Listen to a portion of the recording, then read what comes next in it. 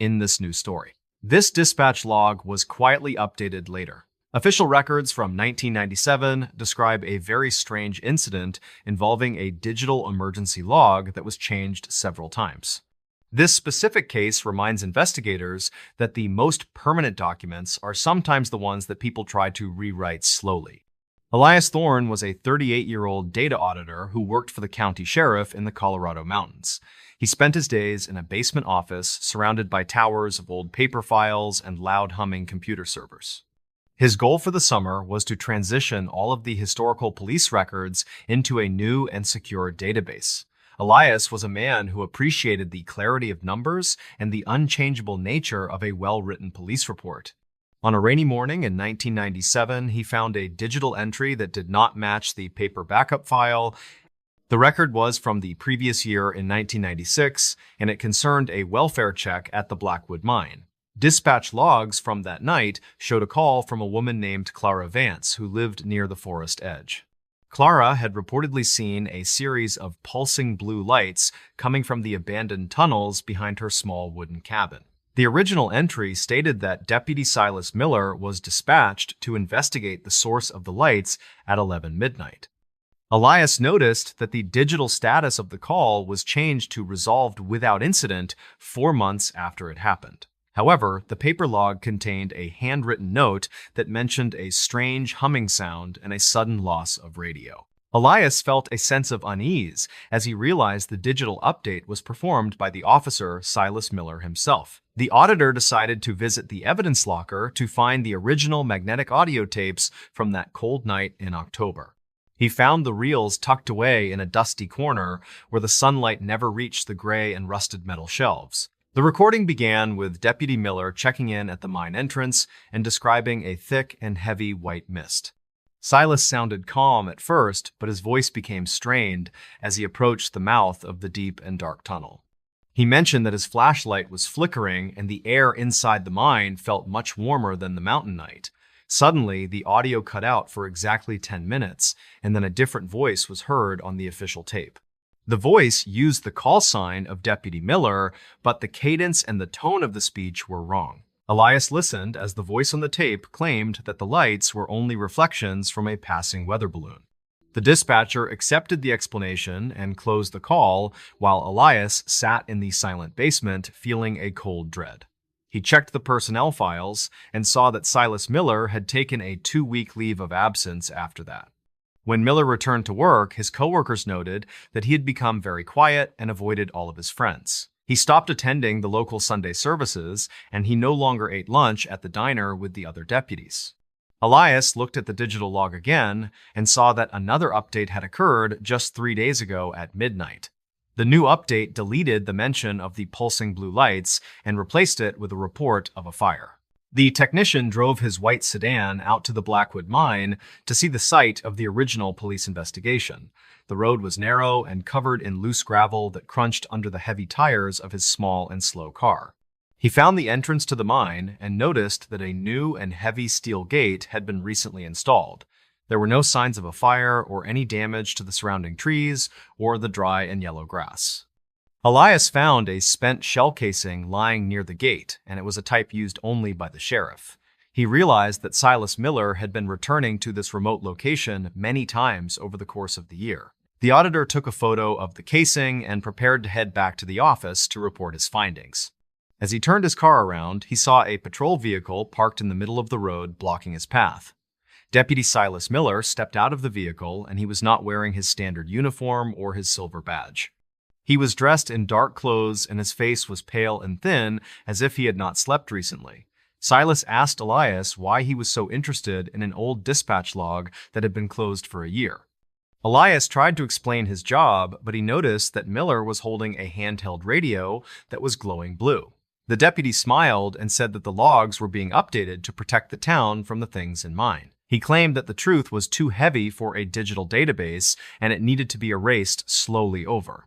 Elias managed to drive past the patrol car by swerving onto the grass and accelerating quickly toward the main paved highway. He returned to the station and immediately locked himself in the basement office to finish the report on the log. He found that his access to the server had been revoked and the file for 1996 was gone. The paper backup that he had left on his desk was also missing, and the office felt cold and empty. He heard the sound of heavy boots walking down the stairs, and he knew that his time was running out. Elias grabbed his personal bag and left through the back exit as the lights in the office began to flicker. He realized that the quiet updates were not just changes to text, but changes to the history of town. The auditor moved to a different county, and he never looked at a digital police log for the rest of life. He heard that Silas Miller was promoted to a high-ranking position within the department a few months after that. The Blackwood mine was officially sealed with concrete in 1998, and all the records were marked as classified. Investigators reportedly found no evidence of foul play, but the mystery of the pulsing blue lights remained for many years. Elias still thinks about the voice on the tape and the way the metallic hum sounded in the dark basement. He knows that some truths are hidden between the lines of a report that has been changed for a purpose. The silent witness of the digital record is the only thing that remembers the original night at the Blackwood mine. This dispatch log remains a strange anomaly in the history of the county, and it is never discussed by officers. It serves as a reminder that what we see on a screen is only as true as the person. The mountains of Colorado are silent, and they keep the secrets of the things that hide inside the old tunnels. Elias Thorne is safe now, but he always checks his own records to ensure they have not been changed recently. The truth is often a quiet thing that sits in a dusty box waiting for someone to find the past. But once the data is updated, the past becomes a ghost that no one can ever truly catch again now. Every change is a small brick in a wall that hides the reality of the world from the many people in this new story. This security tape played back something else. Public records from the autumn of 2012 describe a very strange incident involving a forgotten storage facility vault. This specific case reminds investigators that the most terrifying sights are often the ones that are recorded on old tape. Leland Voss was a 45-year-old security officer who worked the graveyard shift at the Oak Haven Archive Center. He spent his long nights patrolling rows of metal shelves and drinking hot tea from a very dented silver thermos. The facility was located in a remote part of upstate New York where the winters were always long and harsh. Leland liked the quiet nature of his job because it allowed him to think without any interruptions from the world. He usually arrived at 10 o'clock in the evening and stayed until the cold sun began to rise over hills. The archive stored thousands of boxes filled with legal documents and historical records for various large and powerful law firms. On a rainy Monday in 2012, Leland noticed a flickering light coming from the old security monitor bank deck. The facility still used analog VHS tapes for the backup system because the owners were very slow to adopt technology. Leland reached out and pressed the eject button on the machine to see which tape was currently inside the plastic drive. A black plastic cassette popped out, but it did not have the standard white label used by the security team. Instead, the word "watch" was written in thick black marker across the top of the dusty and scratched plastic casing. Leland felt a strange sensation in his chest as he pushed the tape back into the player to see footage. The screen flickered with static for several seconds before a clear image of the main basement hallway finally appeared on monitor.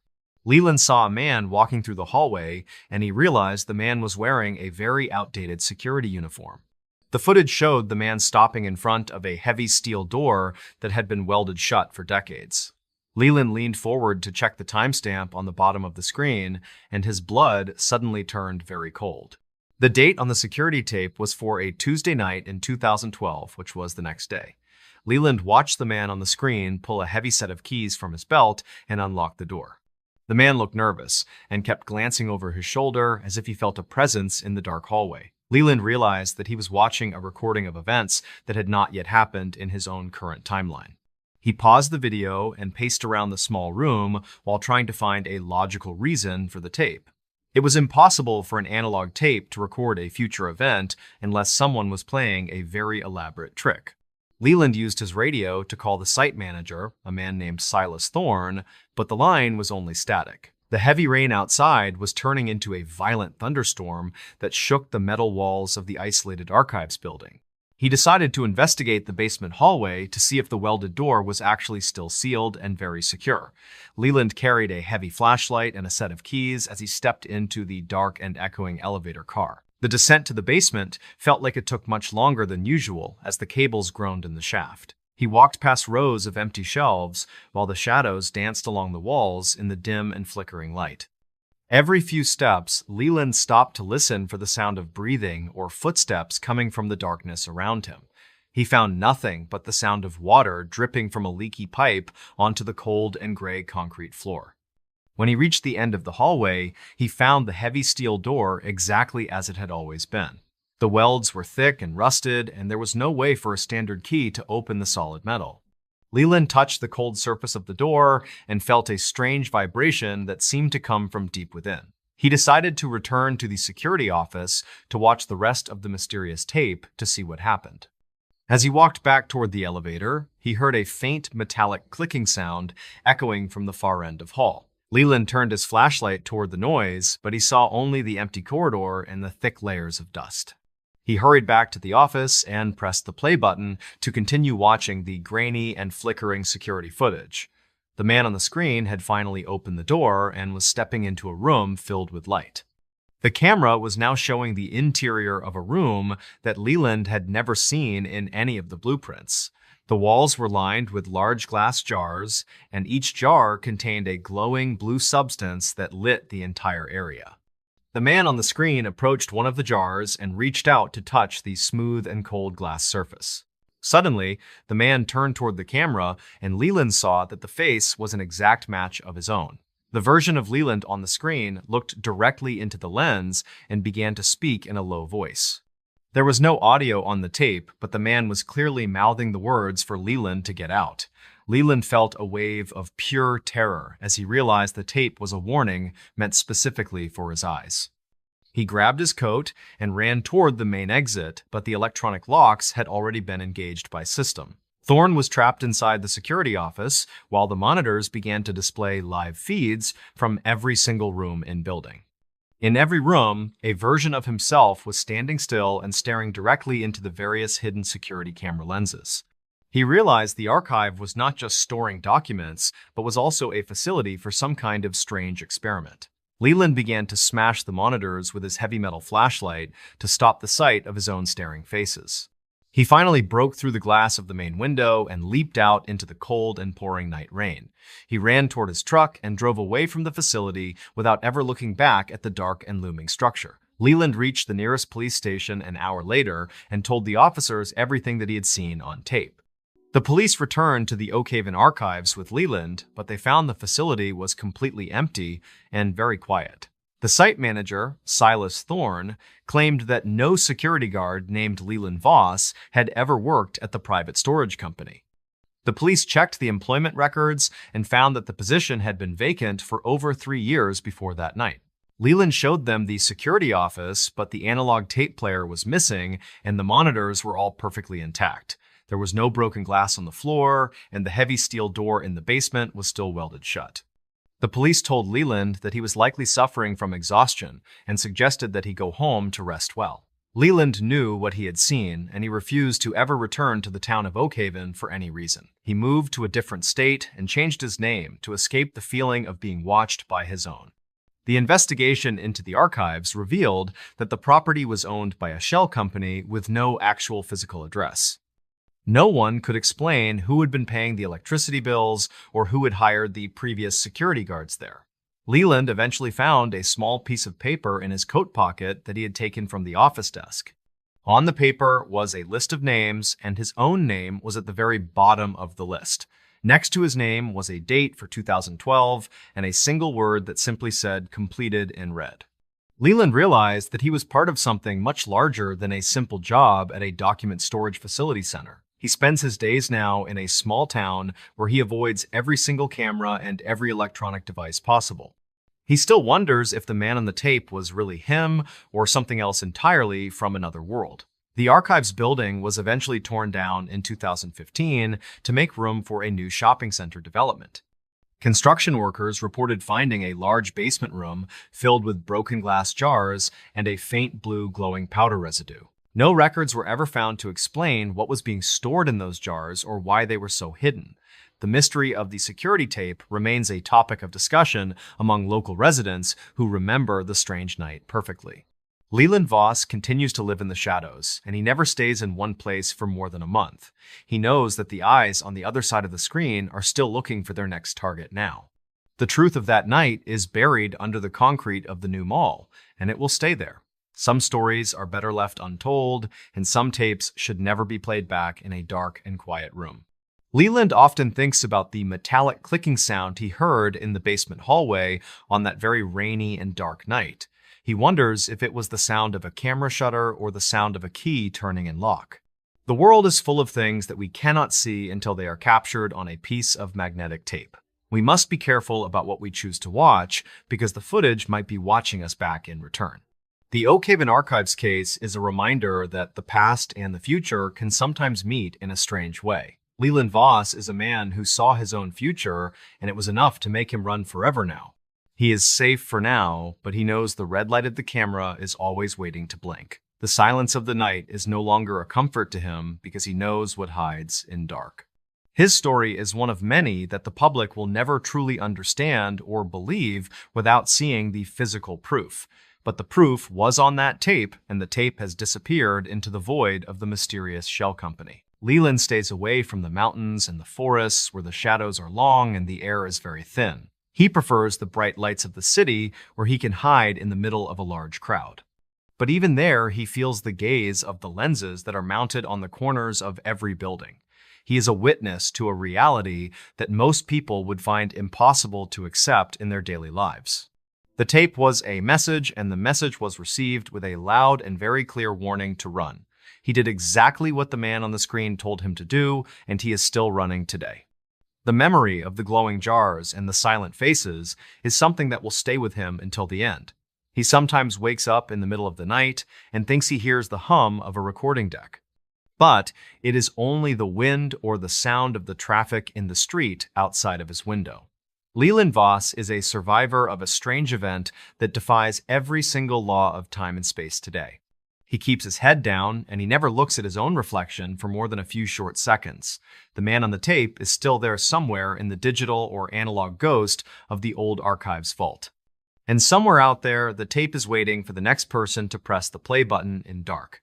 This quiet 911 call ended too soon, but the recording will play on in the minds of those involved. Park rangers encountered something they can't explain, missing 411. Rangers at Blackwater National Park documented 47 unexplained disappearances since 1989. All cases shared eerie similarities, including abandoned gear and no signs of struggle. The National Park Service quietly flagged certain trails as high risk without public explanation. Local rangers developed their own coded language for these incidents to avoid unnecessary panic. They called them 411 events, referencing the mysterious nature of each case file number. Elias Thorne tightened his uniform shirt buttons before his morning patrol shift began. He was 29 years old and had served as a full-time park ranger for 3 years. Today, he planned to inspect the remote Ridgeview Trail where 2 hikers vanished last spring. His radio crackled with routine morning check-ins from other rangers across the park. The weather promised clear skies, with temperatures reaching 72 degrees by noon. Elias carried his standard equipment, including camera binoculars and emergency medical kit. His assignment seemed routine, but he couldn't shake the feeling something felt off. The Ridgeview Trail started normally with well-maintained paths winding through dense forest. Birdsong filled the air as Elias checked trail markers for damage or vandalism.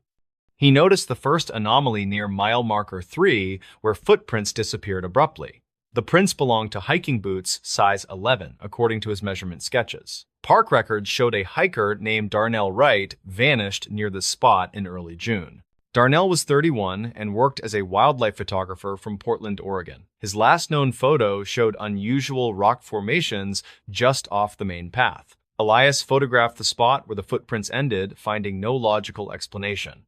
Elias continued hiking with increased attention to his surroundings, scanning both sides of the trail. He discovered a discarded water bottle partially buried in leaves near a cluster of pine trees. The bottle's label identified it as belonging to a local hiking group active that week. Park logs stated no groups reported issues, but Elias knew some visitors avoided official channels. Nearby, he spotted broken branches arranged in a pattern that didn't match animal activity. The breaks looked deliberate, as if someone had pushed through quickly but carefully. Elias collected the water bottle, placing it in an evidence bag for lab analysis later. He reached the clearing where Darnell Wright was last photographed taking landscape shots. The view offered panoramic vistas of untouched wilderness stretching for miles in every direction. Elias pulled out his notebook, comparing current conditions to archived incident reports. Something troubled him about the official timeline of Darnell's disappearance, according to dispatch logs. Park records claimed no emergency calls came from that area during the critical window, yet Elias found a partial cell tower record showing a dropped call at that location. The call lasted exactly 41 seconds before disconnecting without explanation. Elias decided to follow the broken branches away from the main trail toward a rocky outcrop. The terrain became steeper, requiring careful footing as he navigated loose gravel. At the base of the outcrop, he discovered a small depression in the earth that looked unnatural. Soil samples showed layers mixed in ways that suggested recent disturbance and resettling. Nearby tire tracks led to an unmapped service road barely visible through overgrowth. Park maintenance logs didn't list this road, but Elias recognized the distinctive tread pattern. It matched older Park service vehicles retired years ago, according to inventory records. Back at headquarters, Elias reviewed his photos, noticing something he'd missed during the hike. One image captured a reflection in Darnell's abandoned camera lens, showing a vehicle behind trees. The vehicle appeared to be a decommissioned Ranger truck model no longer in service. Elias checked the park's vehicle inventory database, finding discrepancies in several entries. 3 trucks listed as scrapped in 2019 showed recent fuel purchase records. Maintenance logs showed routine service for these vehicles despite official retirement status. This pattern repeated across multiple park locations, raising serious questions. Elias visited retired ranger Martha Claiborne, who lived in a cabin near the park boundary. Martha had served 42 years before retiring in 2021 due to health issues. She welcomed Elias with herbal tea on her porch overlooking the forested hills. At first, she seemed hesitant to discuss the disappearances, preferring general park history stories. But after some gentle questioning, she revealed classified information from her long career. Certain areas experienced rare ground instability that created temporary openings in the earth.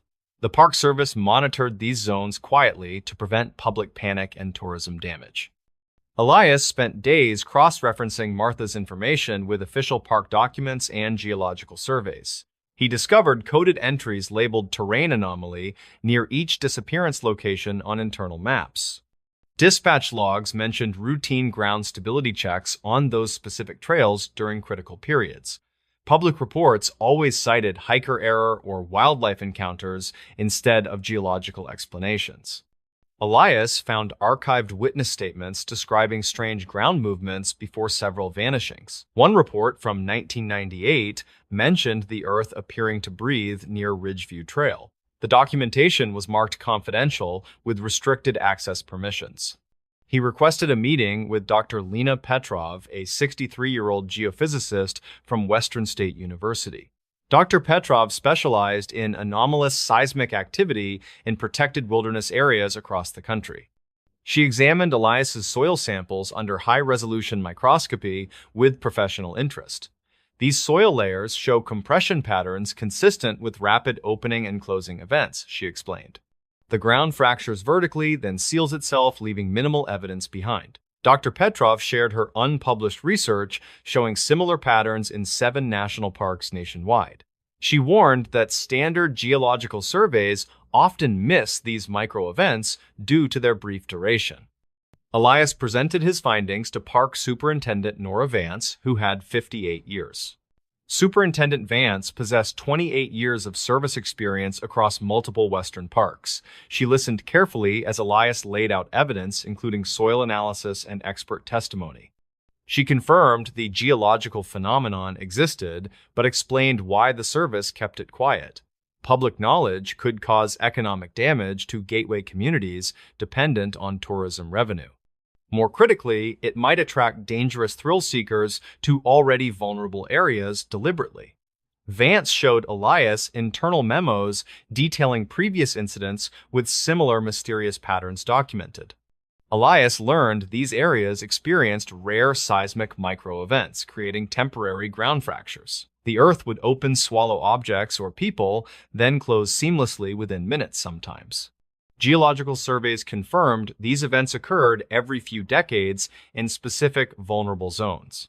Victims sometimes survived landing in shallow air pockets during these brief openings occasionally. Rescue teams recovered some after days of careful excavation efforts in known problem areas. Others were never found, presumed lost in deeper, unstable ground systems permanently. The Park Service developed specific protocols for monitoring these zones without alarming the public. He visited the ranger archives, discovering more cases matching the pattern across different parks. A 1985 incident involved a family of 4 who vanished near Silver Creek Basin. Park records listed them as lost to flash flooding, but weather data showed no rain that week. Elias found a witness statement from a fellow hiker who reported seeing the ground ripple strangely. Another case from 2007 involved a park botanist named Cora Finch.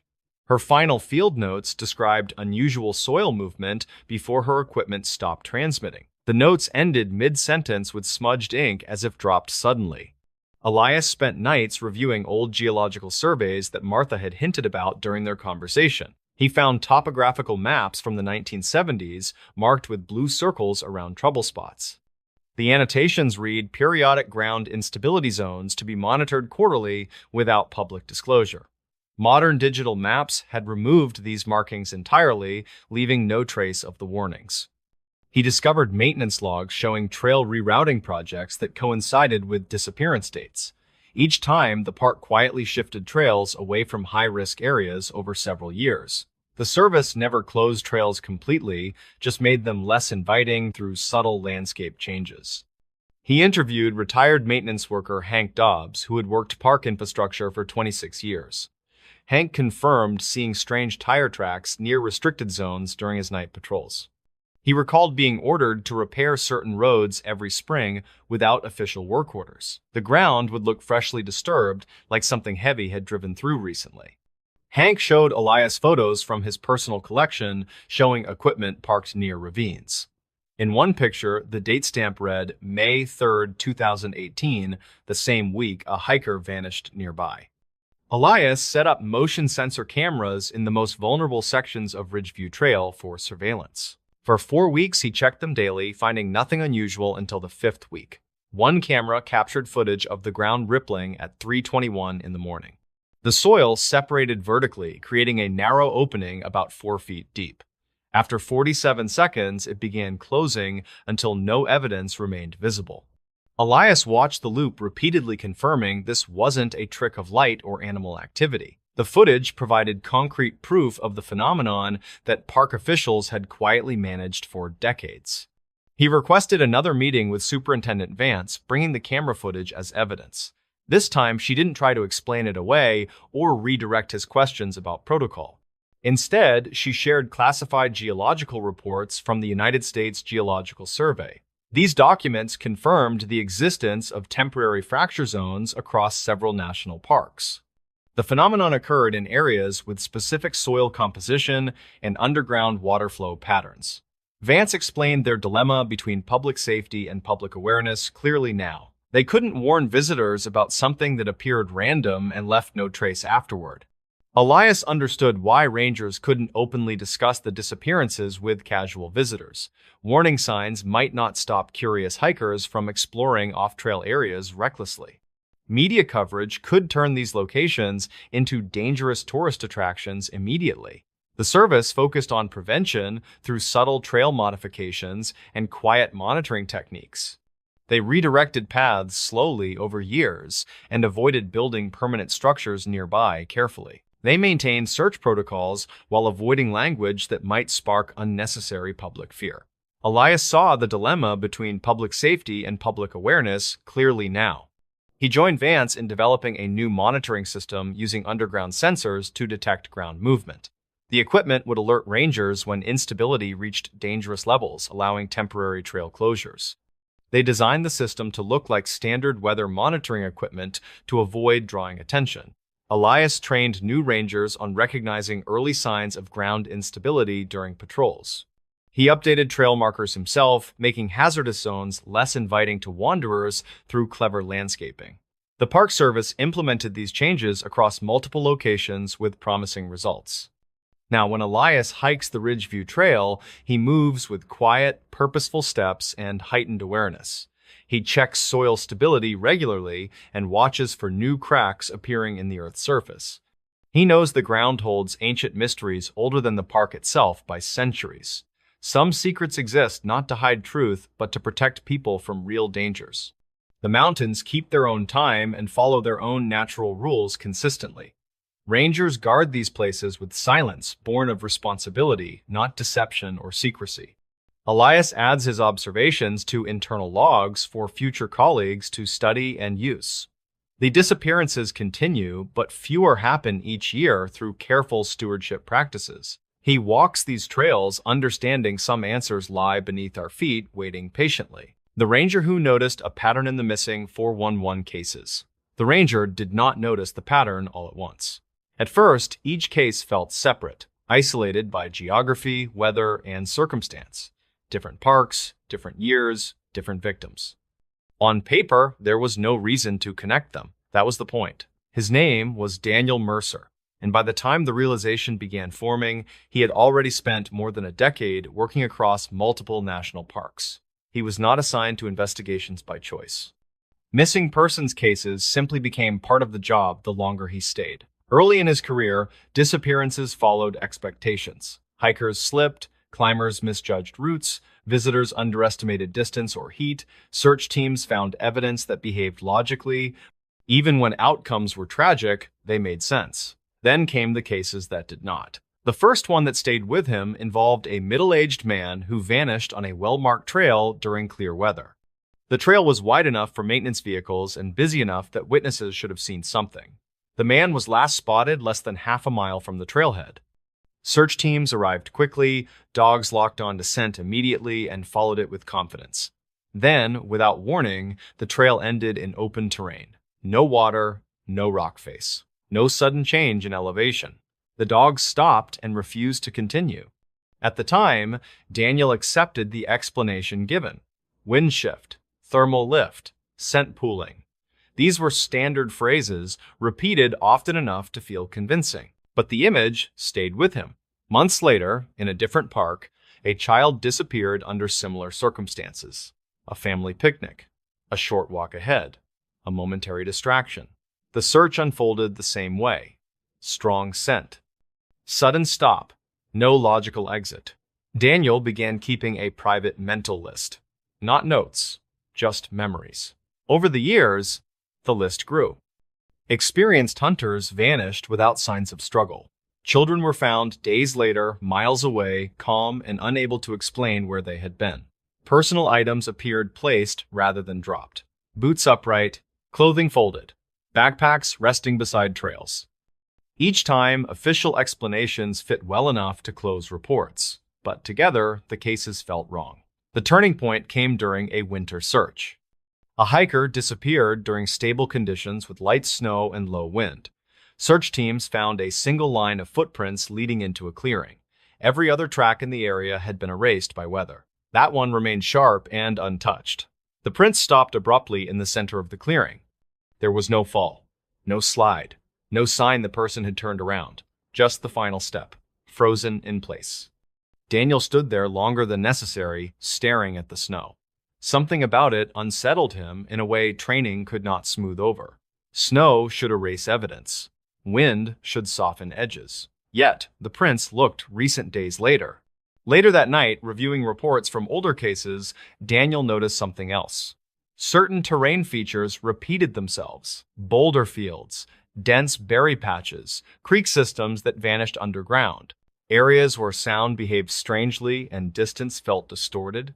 These were not dangerous places on their own. Thousands of visitors crossed them safely every year, but disappearances clustered near them. Timing repeated too. Late afternoon, early evening, moments of transition when light changed or weather shifted quietly. People vanished when nothing felt urgent. Daniel did not share these thoughts openly. Rangers are trained to avoid speculation. Patterns invite questions. Questions create panic. So he stayed quiet and watched.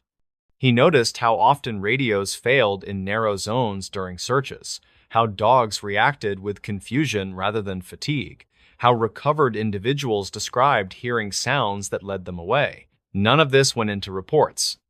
Over time, Daniel realized the pattern was not about who disappeared, but how. Sudden absence, evidence behaving incorrectly, silence where noise should exist. He did not believe in a single cause. He did not think the parks were hiding something intentionally. He believed there were blind spots, places where human perception, terrain, and environment overlapped in ways that broke expectations, places where a few steps could remove someone from the familiar world faster than logic allowed. The realization did not frighten him. It unsettled him. Because once you see a pattern like that, you cannot unsee it. And Daniel Mercer knew that noticing it meant carrying it alone. Once Daniel noticed the pattern, he began seeing it everywhere, not because it was new, but because he had learned where to look. Each new case arrived with its own details, yet the structure underneath felt familiar, like a story retold with different names. He started paying closer attention during searches, not to outcomes, but to moments when things stopped behaving as expected. Dogs were the first indicator. In ordinary cases, scent weakened gradually. It wandered, broke, then reappeared farther downslope or near water. In these cases, the scent ended cleanly, as if cut. Handlers used the same word again and again: confusion. The dogs were not tired or distracted. They simply could not reconcile what they were smelling. Daniel watched handlers restart tracks multiple times from different points, only to reach the same invisible boundary. Beyond it, the dogs would not go. Technology followed a similar pattern. Radios worked perfectly across most of the park, then failed without warning in narrow pockets. Global positioning devices drifted just enough to matter, pushing coordinates off by small but dangerous margins. Batteries drained faster than expected during long grid searches, even when temperatures were moderate. Once teams moved out of certain areas, everything returned to normal. Official explanations always existed: terrain interference, atmospheric conditions, equipment limitations. Daniel accepted those explanations individually. What unsettled him was repetition tied to disappearances. Sound behaved strangely too. During several searches, Daniel noticed how voices carried incorrectly. Shouts echoed from the wrong direction. Sometimes sound seemed to collapse inward, creating a pocket of quiet that felt unnatural. Searchers would stop listening, convinced they heard movement just beyond sight. Nothing ever emerged. When teams moved again, the sound followed. None of this was dramatic enough to report, none of it violated protocol, but taken together, it changed how Daniel moved through the field. He also noticed something about recoveries. Children found alive after several days often appeared calmer than expected. They were not panicked, they were not disoriented in ways Daniel had been trained to expect. When questioned gently, they struggled to explain where they had been. Some described hiding because it was loud. Others mentioned following voices or sounds they could not describe clearly. Medical professionals attributed this to stress responses or memory disruption. Daniel accepted that explanation publicly. Privately, he noticed how often these children were found uphill, beyond logical travel routes in areas that had already been searched. In fatal cases, the pattern continued. Remains sometimes appeared in places Daniel personally remembered searching. The reports used familiar language: delayed discovery, environmental concealment, animal movement, all reasonable. Still, Daniel remembered where he had stood, where he had looked, and how confident he had been that the area was clear. The pattern was not perfect. Many disappearances were simple accidents. Many searches ended with clear answers. Daniel did not ignore those cases. What troubled him were the outliers. Cases where evidence behaved incorrectly, where time and distance stopped aligning, where experienced people made choices that contradicted every instinct they had developed. Over time, Daniel realized something else. The pattern did not care about experience. Hunters, hikers, children, and seasoned outdoors workers all appeared in the same category once conditions aligned. It was not about skill. It was about location, timing, and perception. Daniel never gave this pattern a name. Naming it would make it real in a way that carried responsibility. He understood why agencies avoided that. If something cannot be defined, it cannot be warned against. So Daniel did what rangers are trained to do. He adjusted quietly. He lingered longer in certain areas. He trusted instincts sooner. He paid attention when the environment felt subtly wrong, even if the weather and terrain looked safe on paper. He also learned to stay silent. Talking openly about patterns invited speculation. Speculation created fear. Fear put more people in danger. But the pattern did not fade. Each new case reinforced it, adding another piece Daniel carried privately. By the time he realized how deeply it had shaped his thinking, the pattern was no longer something he noticed. It was something he expected, and that expectation weighed on him more than any single disappearance ever had. By the later years of his career, Daniel no longer looked at missing cases the way he once had. He still followed procedure, still trusted training, but he no longer expected clarity. Experience had taught him that some searches ended not because effort failed, but because understanding did. The pattern had changed how he listened to the land. He noticed how often disappearances began during moments that felt insignificant. A short pause, a slight separation, a quiet decision to step off a familiar route. There was rarely urgency, no obvious danger, just a small deviation that should not have mattered. And then it did. Daniel began to recognize a certain stillness that preceded the worst searches. Not silence exactly, but a flattening of sound. Wind that moved trees without carrying noise. Spaces where voices seemed swallowed rather than echoed. These moments never appeared on weather reports or maps. They appeared only to those standing inside them. He also became careful with language. With families, he spoke honestly but gently. He explained terrain, weather, and complexity. He avoided promises. He avoided speculation. What he did not say was that sometimes the land refused to return what it took. Among colleagues, Daniel spoke even less. Most rangers sensed the same things, but few wanted to articulate them. Naming the pattern would give it weight. Weight carried responsibility, and responsibility without solutions was dangerous. So they worked harder instead. They extended searches beyond policy. They revisited places that made no sense.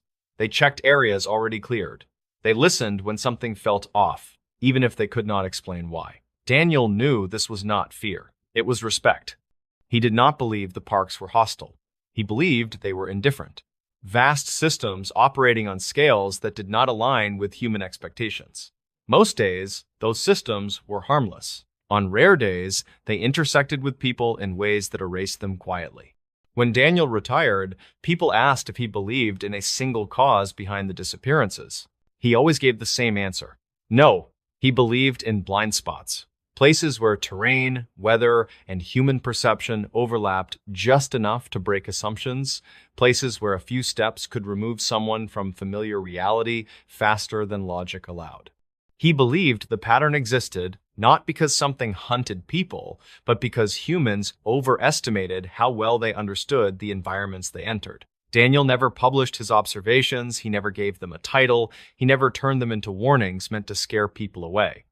He shared them quietly, when asked, with those who understood what it meant to carry unanswered questions without needing to resolve them. The pattern still exists. It does not announce itself. It does not happen often enough to be obvious. It waits in the background, visible only to those who have watched enough searches end without answers. Daniel lives with that knowledge now, far from the parks that shaped him. He hikes less. He listens more. He trusts the moments when something feels wrong, even when nothing appears dangerous. Because once you notice a pattern like that, you stop believing every disappearance is loud. Some are quiet. Some leave no trail. And some are only ever noticed by the people who stayed long enough to see them repeat. In this new story, The bitter winter of 2020 descended upon the northern forests of Wisconsin with a ferocity that startled the locals. The region was known for its deep lakes and thick ice that could support the weight of heavy pickup trucks. One particular body of water, named Mirror Lake, had a reputation that was whispered about in the local taverns. The lake was perfectly round and sat in a deep bowl of earth surrounded by towering ancient pine trees. It was a popular spot for ice fishing enthusiasts who traveled from all over the state to catch walleye. However, the lake also had a dark history of people vanishing without a trace during the coldest months of the year. The locals called it the grabbing ice because the lake seemed to swallow people whole without leaving any wreckage behind. The mystery had persisted for decades and was usually blamed on thin ice patches caused by underwater natural springs. But the old-timers knew that the springs were mapped and marked clearly to prevent any accidental tragedies from happening. The disappearances always happened in late February, when the ice should have been at its thickest and most stable point. Our story begins with a young couple named Jason and Emily who wanted to spend a weekend on the ice. They rented a luxury ice fishing house that was equipped with heaters and beds and a small kitchen area. They drove their heavy truck onto the frozen surface of the lake just as the sun was beginning to set. The ice cracked and popped under the tires, which was a normal sound that usually unnerved new visitors to the lake. They parked the house near the center of the lake, which was known as the Deep Basin by the fishermen. They set up their tip-ups and drilled holes in the ice to drop their lines into the dark water. The evening passed peacefully with the couple playing cards and enjoying the silence of the isolated winter landscape outside. The trouble began just after midnight when the wind died down and the lake fell into a heavy silence. Emily woke up to hear a strange scratching sound on the aluminum siding of their small portable fishing house. She woke Jason and they listened together as the sound moved from the back of the house to the door. It sounded like someone was dragging a heavy metal object across the corrugated metal surface of the outer wall. Jason grabbed a heavy flashlight and opened the door to investigate the source of the noise in the dark. He stepped out onto the ice and saw nothing but the vast expanse of white snow glowing in the moonlight. He walked around the perimeter of the house and checked the hitch and the propane tanks for any signs of tampering. He found nothing out of the ordinary and assumed it was a loose strap flapping in a sudden draft of wind. He returned inside and locked the door, but the feeling of being watched lingered in the back of his mind. The next morning, a passing ranger noticed that the truck was still parked, but there was no movement inside. The ranger was a man named Sheriff Brody who had patrolled the county for over 30 years of his life. He knew the history of Mirror Lake better than anyone, and he always felt a knot of dread in February. He drove his patrol truck onto the ice to perform a welfare check on the occupants of the rental house.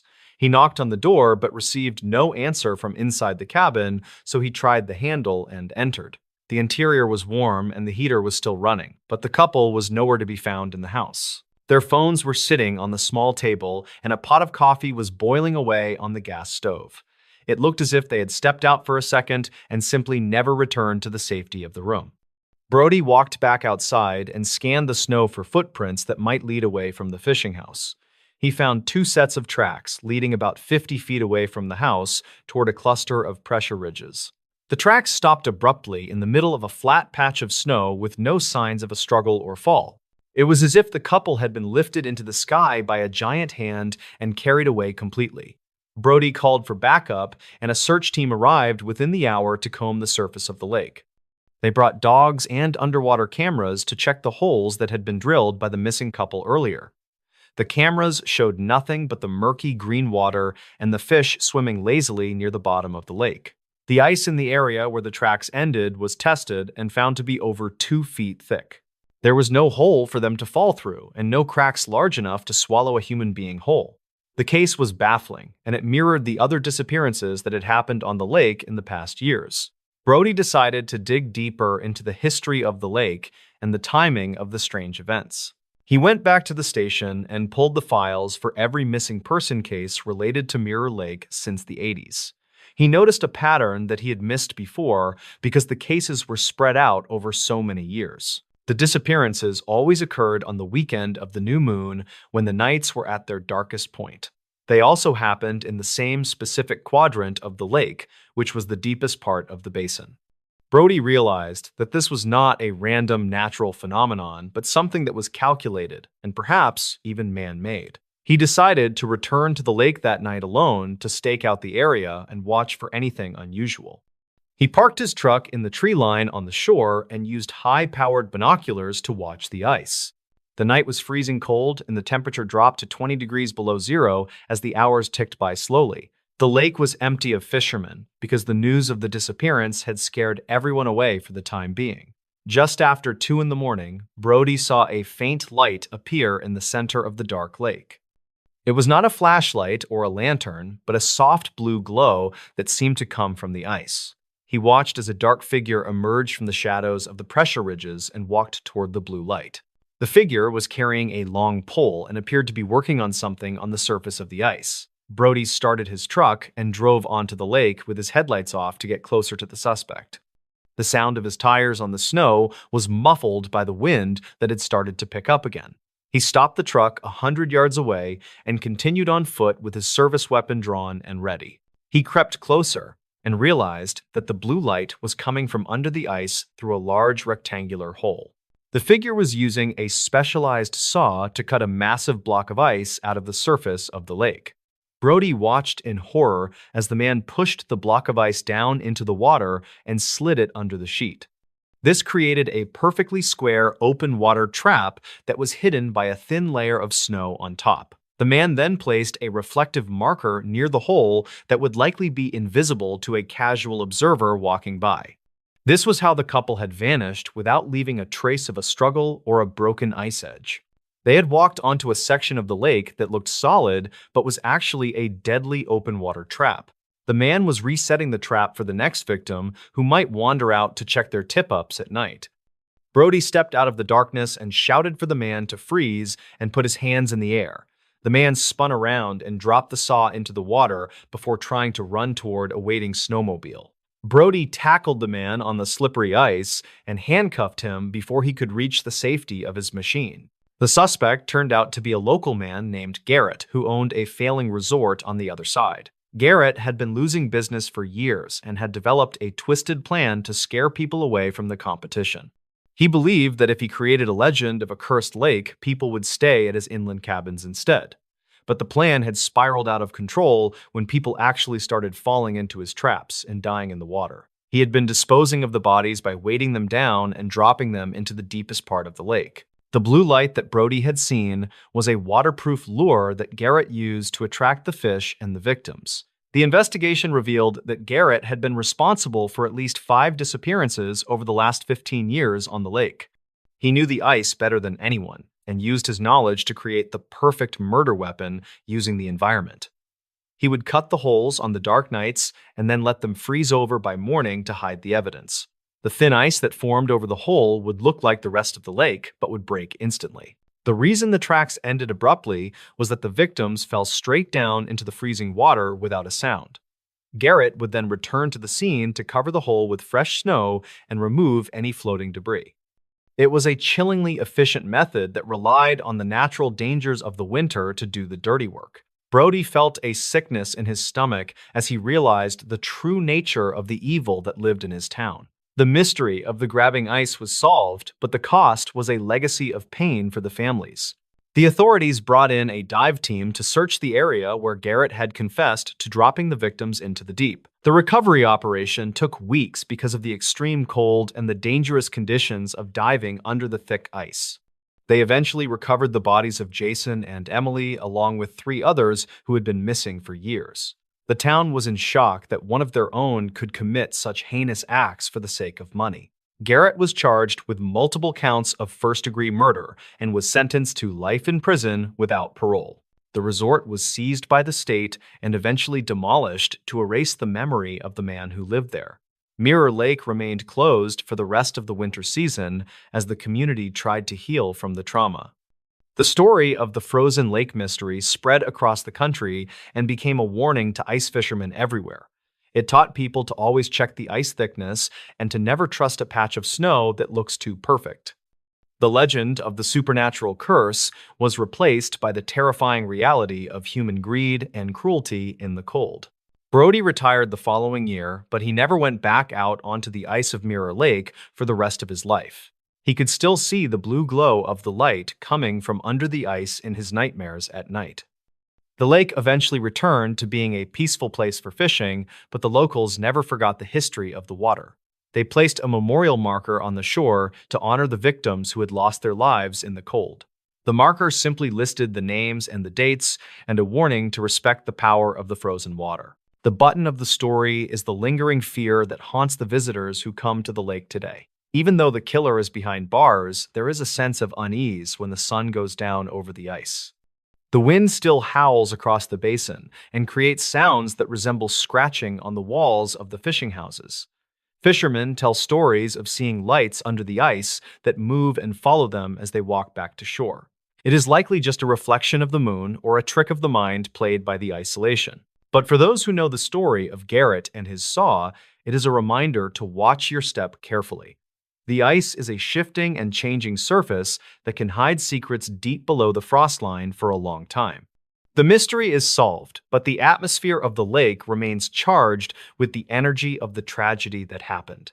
We often look for monsters in the dark corners of the woods or in the depths of the ocean. But sometimes the monster is just a man with a tool and a reason to do something terrible to others. The final detail that the police found in Garrett's cabin was a map of the lake with dates written on it. He had planned out the locations of his traps years in advance to maximize the terror and the mystery effect. He treated the lake like a game board where he controlled the pieces and the outcome of the night. It was a level of premeditation that shocked even the most experienced detectives who worked on the case that year. The frozen lake was his weapon and his graveyard, and he ruled it with a cold and indifferent hand. The winter season eventually passed, and the ice melted away to reveal the dark blue water of the lake again. The loons returned to nest on the shore, and the boats replaced the ice houses on the surface of the water. Life returned to normal in the small town, but the memory of the winter of 2020 remained frozen in time.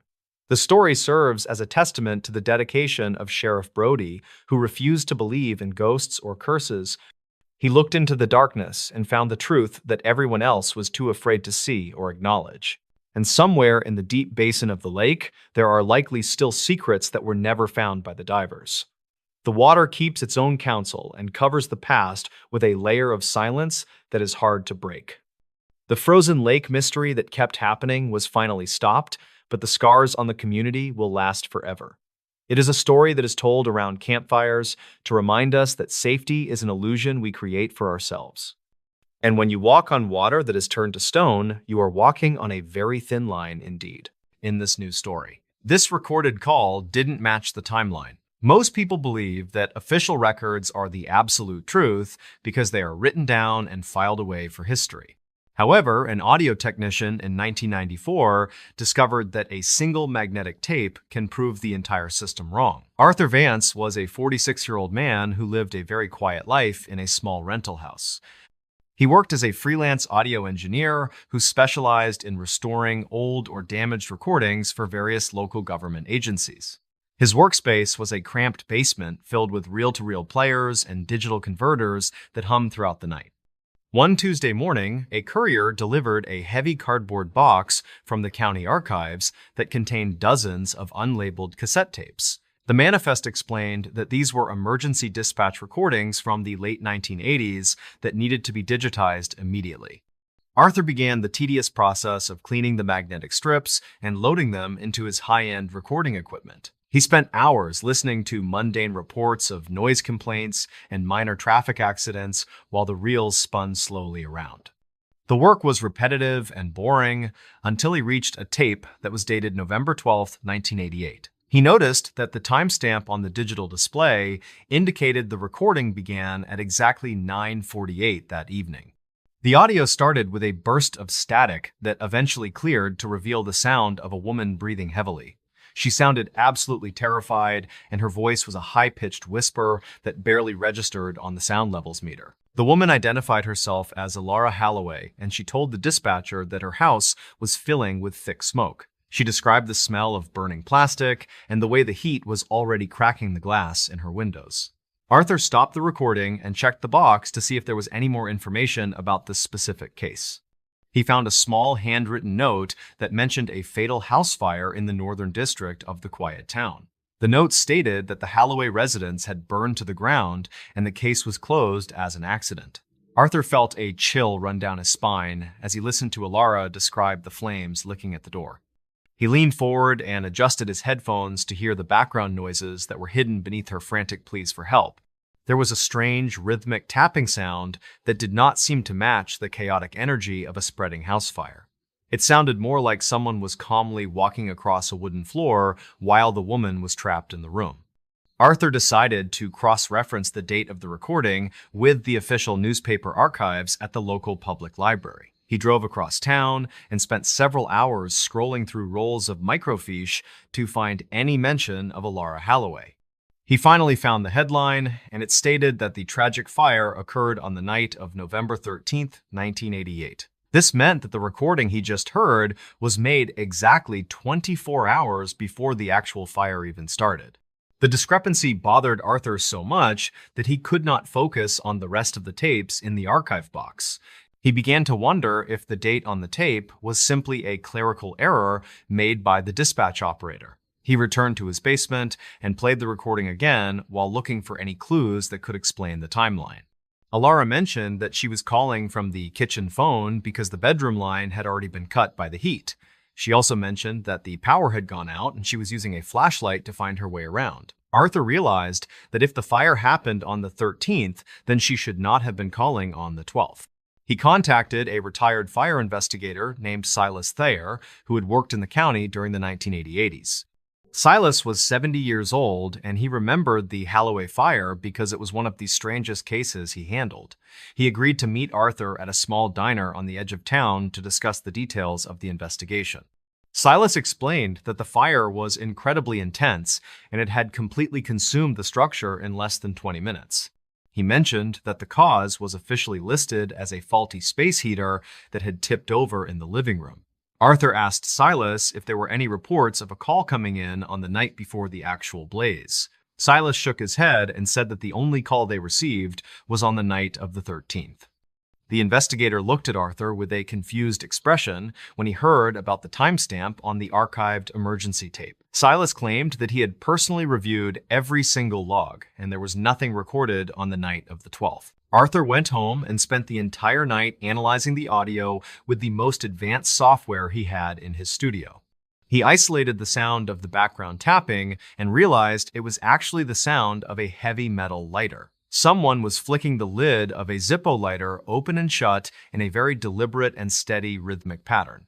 This person was standing very close to the woman while she was begging the dispatcher to send help to her house. Arthur also noticed that there was no sound of a dispatcher talking back to Alara during the entire 5-minute call.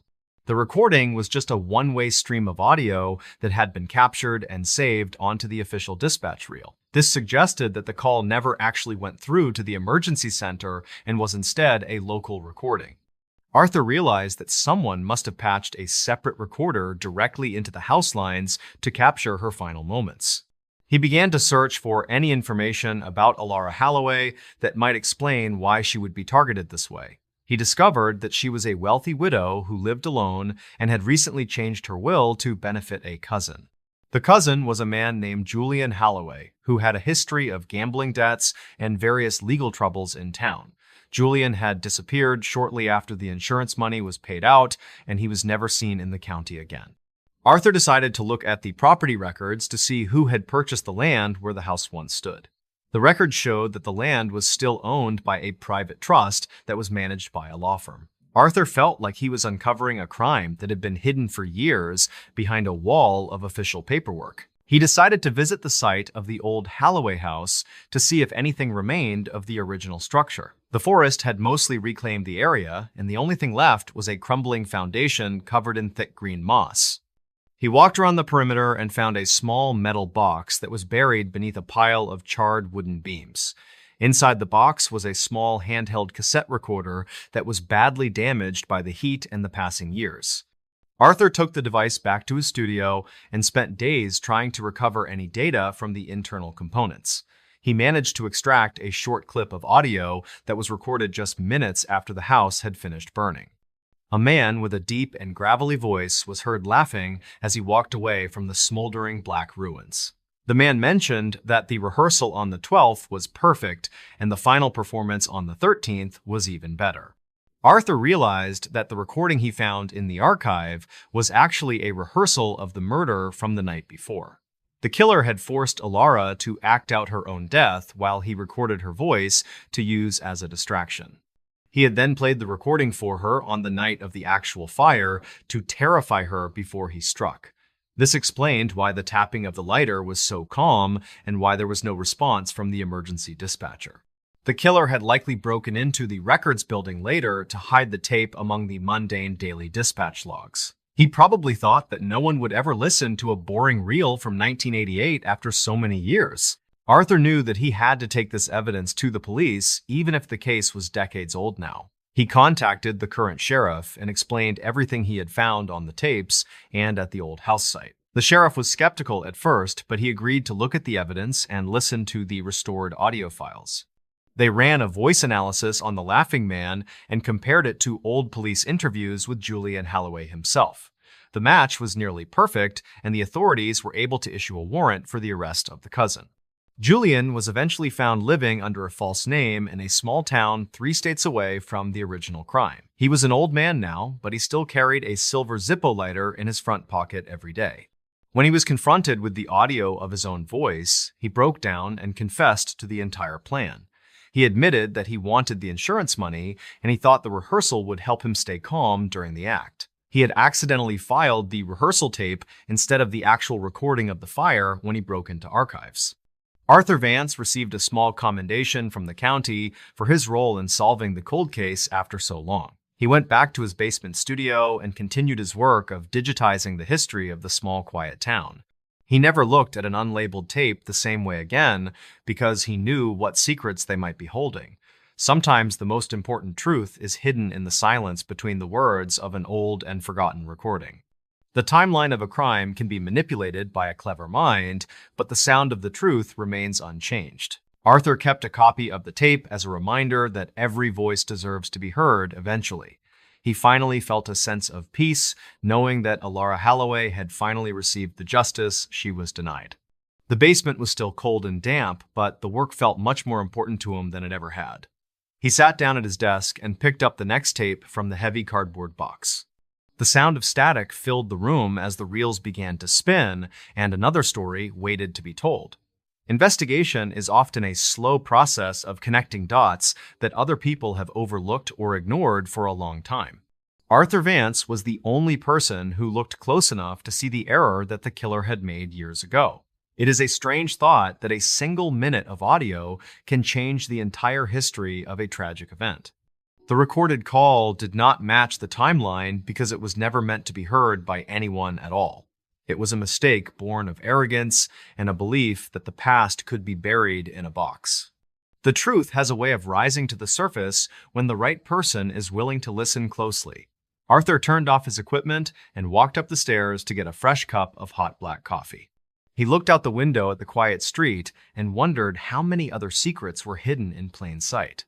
The world is full of stories that are waiting for someone to find the missing piece of the puzzle. He was glad that he was the one who found the tape on that Tuesday morning in the basement. In this news story, the dispatcher who froze mid-call. The official records from the year 2022 describe a very strange incident involving an emergency dispatcher who stopped talking. This specific case reminds investigators that the most terrifying moments are often the ones that are captured on silent audio tapes. Harlan Vance was a 44-year-old professional who spent his nights inside a quiet basement in the town. He was known for his calm voice and his ability to handle the most stressful calls with absolute and focused precision. On a humid Tuesday in 2022, the air was heavy with the promise of a very powerful storm. Harlan sat in the dimly lit dispatch center, surrounded by glowing screens and the rhythmic humming of the heavy computers. The room smelled of old paper and the bitter aroma of coffee that had been sitting in the pot recently.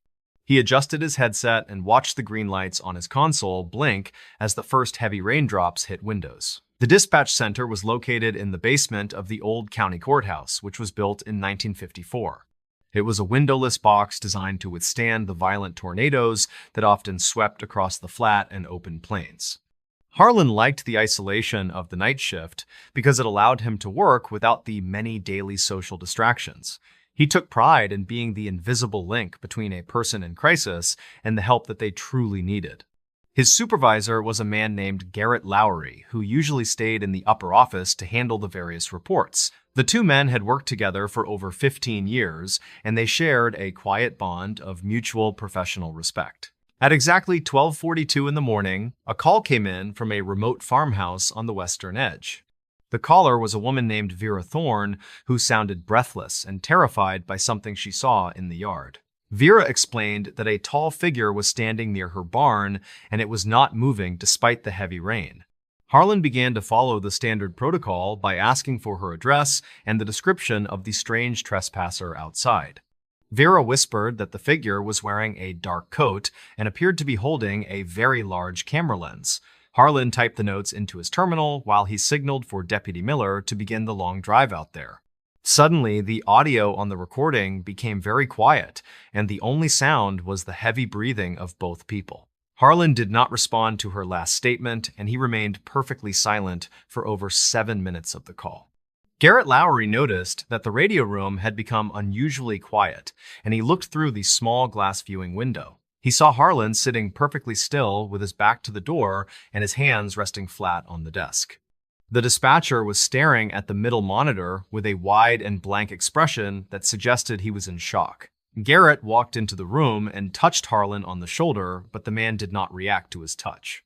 The phone line was still open, and Vera could be heard crying out for help in the dark background audio.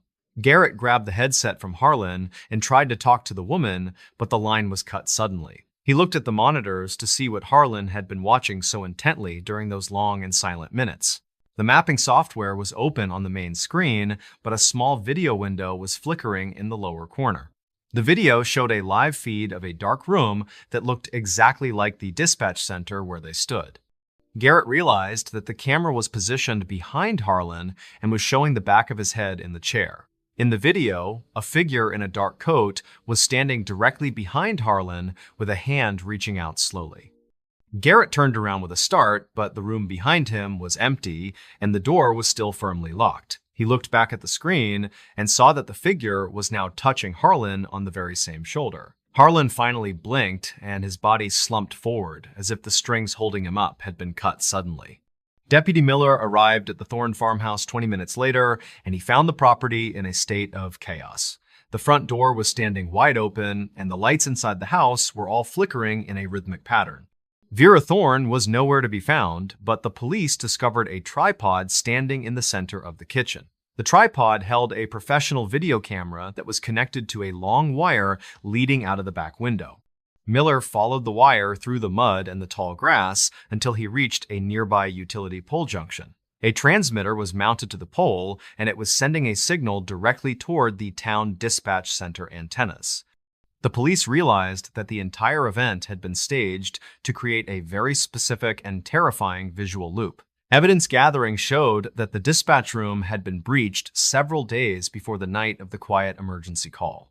A small pinhole camera had been installed in the air vent directly above the desk where Harlan Vance usually sat. The footage was being manipulated in real time to overlay a pre-recorded figure onto the live video feed stream. Harlan had been watching a digital version of his own death, while the office around him remained completely safe. The intruder had used a sophisticated signal override to force the video window to open on the dispatcher workstation. Harlan had frozen because his brain could not process the sight of a person touching him who was not there. The trauma of the visual hallucination had caused a temporary psychological shutdown that lasted for those 7 long minutes. Vera Thorne was found safe 2 days later at a roadside motel in a neighboring county with no memory. She claimed that she had never made a 911 call and had been on a short vacation alone. The woman who spoke on the tape was an unknown person using a voice modulator to mimic the local resident. Harlan Vance resigned from his position the following week, and he refused to speak about the incident to the media. He moved to a small town in Oregon where he now works as a gardener in a public park. The dispatch center upgraded their security protocols and installed a modern digital system that is much harder to manipulate. The mystery of who sent the signal and why they targeted Harlan remains a cold case in files. The case of the frozen dispatcher is a reminder that our connection to technology can be used against us sometimes. We trust the screens to show us the world, but the world on the screen is not always real. Harlan still checks the vents in his house every night before he goes to sleep in his quiet bedroom. He knows that the most dangerous trespassers are the ones who do not need to enter through the front door. The storm in 2022 eventually passed and the sun came out over the plains of Nebraska. But for one man, the silence of that 7-minute call will never truly end in his own mind. He is a witness to a reality that was built from wires and signals and a very dark intent. The community in Nebraska often discusses the strange events of that year when they gather for town meetings or events. They remember the way the storm clouds looked as they rolled over the flat horizon during that humid summer night. Many residents decided to install more physical locks on their doors and windows after the news of the breach broke. They no longer trusted the glowing blue lights of their computer screens to tell them that they were safe inside. The county courthouse basement remains a restricted area, and the old dispatch equipment has been replaced with newer models. Visitors who tour the historic building often report a feeling of coldness when they pass the heavy steel door. They do not know the story of the man who saw a ghost on his own computer screen recently. Garrett Lowery stayed at his job for another 5 years before he decided to retire to a lake house nearby. He still has the original copy of the dispatch log tucked away in a private safe in his home. Sometimes he listens to the recording of those 7 minutes of silence and he wonders about the unknown person involved. He thinks about the precision of the timing and the way the video feed perfectly matched the live office. There are no leads on the person who installed the camera or the woman who spoke on the phone line. The technology used for the signal override was too advanced for a local prankster to have built alone. This suggests that a much larger and more organized group was using the town as a testing ground recently. Harlan Vance finds peace in the simple act of planting flowers and watching them grow in the Oregon sunlight. He does not own a computer or a smartphone, and he prefers to read the physical morning newspaper daily. The sound of a ringing phone still makes him pause for a moment while he catches his breath again. He remembers the feeling of the invisible hand on his shoulder and the wide eyes of his own reflection. The world is a much larger and stranger place than he ever imagined when he first started his career. He knows that the truth is often hidden in the static of the lines and the silence of calls. Harlan is content to live a quiet life far away from the glowing screens of the Nebraska courthouse. The files for the year 2022 are now part of the historical archive of the county sheriff department. They are studied by new dispatchers as a warning about the importance of physical security and digital awareness today. The story has become a local legend that is told to teenagers who want to explore the old courthouse. They whisper about the man who froze and the figure in the dark coat who was never actually there. The wind still howls across the plains, and the storms still bring the heavy rain to the farmhouses. But the dispatchers now keep their eyes on the doors as much as they keep them on the monitors. They know that the most terrifying call is the one where nobody says a single word at all. Park rangers admit something is wrong in these parks. The first disappearance I ever responded to felt ordinary at the beginning, the kind every ranger expects sooner or later. A hiker failed to return by sunset. The weather was calm, and the trail was wide, marked, and familiar. Everyone assumed it would end with a routine rescue and a quiet lecture about preparation. At that point, I had already spent several years working in national parks. I trusted procedures, maps, and experience because they had never failed me before. We mobilized quickly, established search grids, and brought in tracking dogs while the scent window was still fresh. Nothing about the call suggested danger beyond mild exposure or disorientation. The dogs tracked confidently for nearly a mile. Then they stopped. There was no water crossing, no rock face, no cliff, and no sudden change in terrain. Ahead of them was an open meadow with low grass and scattered trees.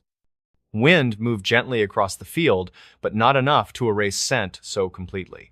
The dogs did not slow down or lose interest. They simply stopped, as if the trail had ended in midair. Handlers tried again from a different angle, circling wide and restarting the track. The result was the same. The dogs followed confidently, reached the same invisible line, and refused to go farther. They did not whine or panic. They sat down and looked back at us. That moment stayed with me long after the search paused for the night. At the time, I told myself there had to be a reasonable explanation. Wind shift, thermal lift. Something technical we would understand later once we reviewed conditions more carefully. Over the years, I learned that this moment was not unique. Across different parks in different states, similar cases began to stack up quietly. On paper, every incident looked different. Different people, different weather, different terrain. But standing in the field with a radio in my hand, the similarities became impossible to ignore. These cases almost always began calmly. A child wandered a few steps ahead on a boardwalk trail.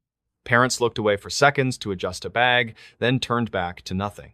An experienced hunter missed a scheduled check-in despite having proper gear and years of knowledge. A hiker separated briefly from a group on a popular trail and never reappeared. In the first hours of each search, everything behaved normally. Trails were clear. Visibility was good. Dogs worked strong scent trails. Helicopters prepared flight paths. Rangers moved confidently, expecting exhaustion, injury, or a simple navigation error. Then, the first inconsistency appeared. Sometimes it was a personal item placed where it should not be. Boots standing upright in an open clearing, a jacket folded neatly on a rock despite incoming weather, a backpack positioned beside a trail with no sign of panic, struggle, or urgency. Rangers know the difference between accidental loss and deliberate placement.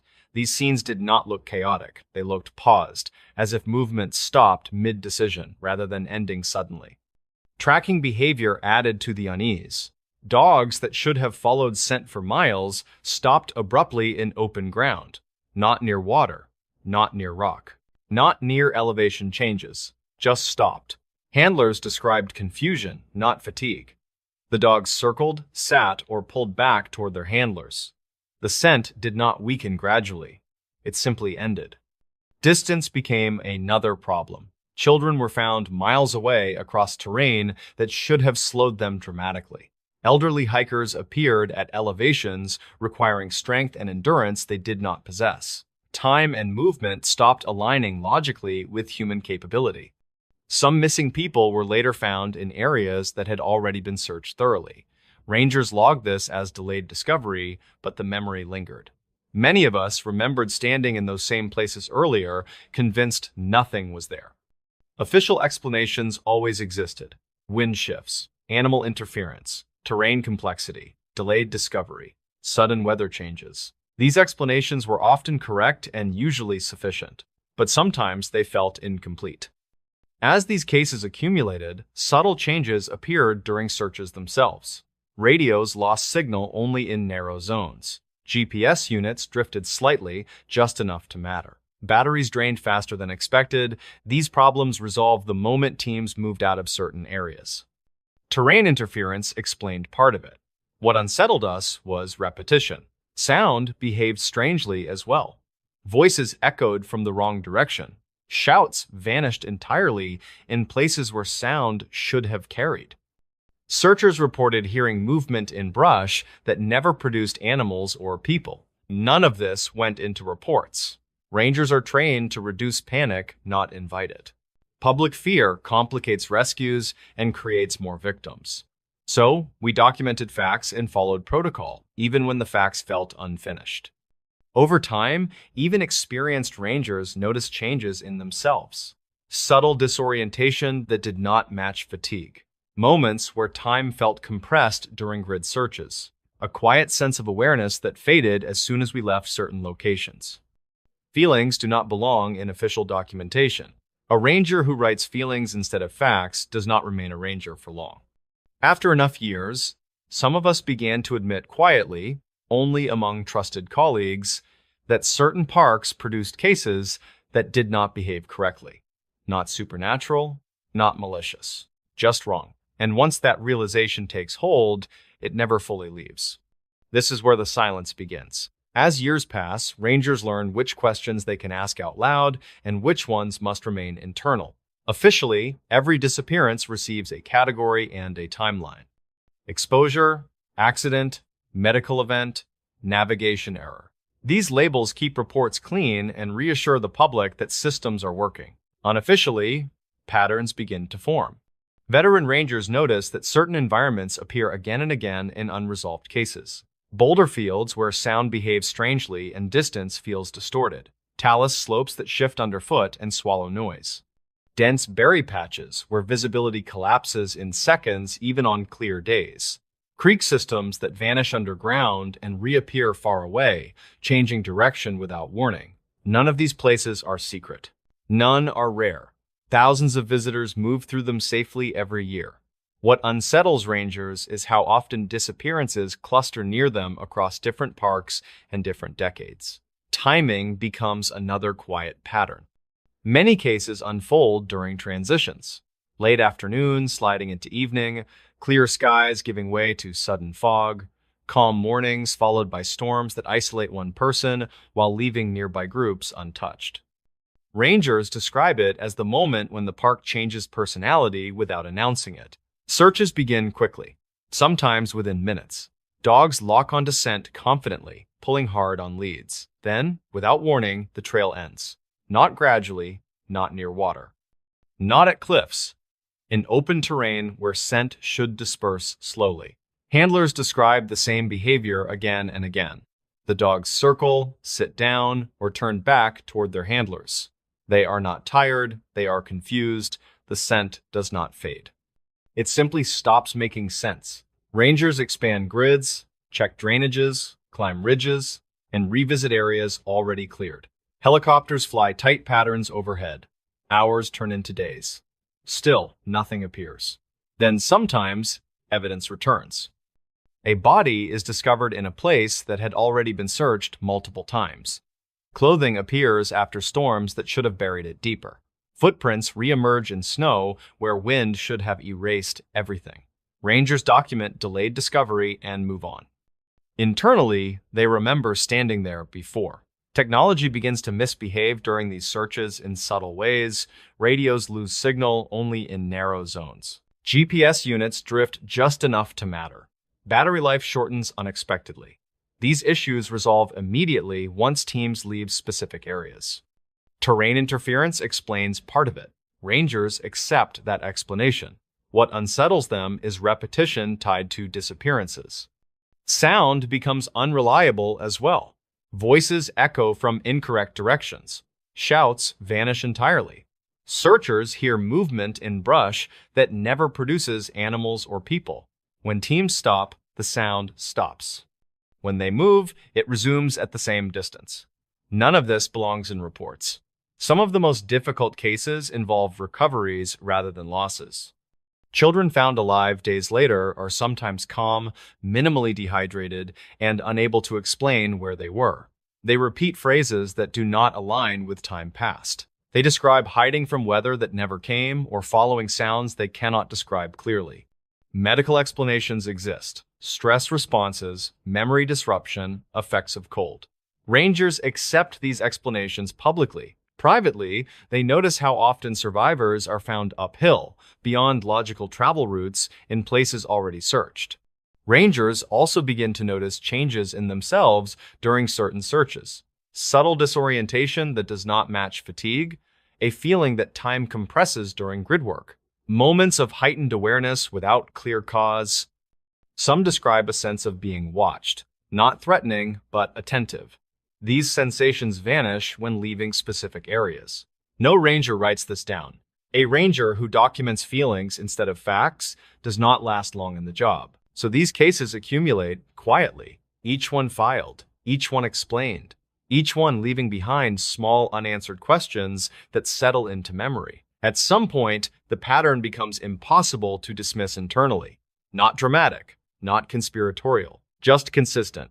This is when rangers begin to admit to each other, carefully and privately, that something feels wrong in certain parks. Not wrong enough to close them, not wrong enough to issue warnings, wrong enough to change how they move, how they listen, and how seriously they take instincts they once ignored. And the silence grows heavier. By the time rangers reach the later years of their careers, certainty becomes quieter.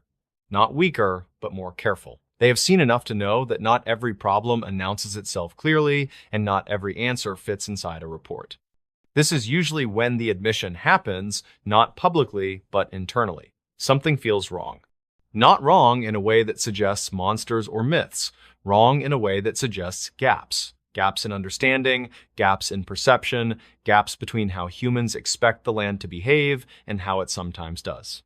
Rangers begin to realize that experience does not eliminate risk. In some cases, it sharpens it. Familiarity creates assumptions. Assumptions create blind spots. And blind spots are where many of these disappearances seem to occur. They reflect on how often missing people were confident, experienced hikers, skilled hunters, children raised outdoors, people who knew the rules and followed them, people who should have been fine. They think about how often these individuals vanished during moments that seemed insignificant.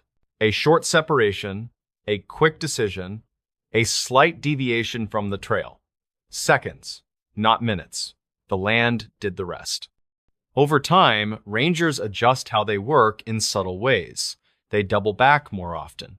They linger in areas that feel quiet in the wrong way. They pay attention to moments when sound drops or when the environment feels unusually still. They trust instincts sooner, even when those instincts cannot be explained logically. They also become more cautious with promises. When families ask how someone could disappear so completely, rangers choose words carefully. They speak about vast terrain, rapid weather changes, and how evidence can be missed even by trained teams. They offer compassion without speculation. What they do not say is that sometimes the land does not give answers back. After retirement, some rangers finally speak more openly.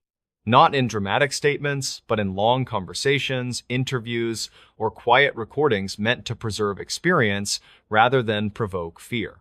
They reject simple explanations at both extremes. Not every disappearance is mysterious. Most are tragic but explainable, but not all. They speak about limits. Limits of tracking dogs when scent behaves unpredictably. Limits of technology in complex terrain. Limits of human perception under stress. Limits of how quickly teams can respond when conditions shift suddenly. They admit that there are places where these limits overlap. Places where sound bends, where distance deceives, where weather isolates one person while sparing another only yards away. Places where a few steps are enough to break every assumption about safety. The parks are not malicious. They are indifferent. They operate on scales of time, geology, and weather that do not align with human expectations. Most days, this difference is harmless. On rare days, it becomes decisive.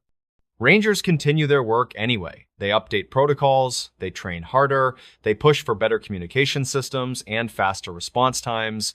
They do everything within their control to reduce risk. Still, when a disappearance follows the familiar pattern, the same quiet realization returns.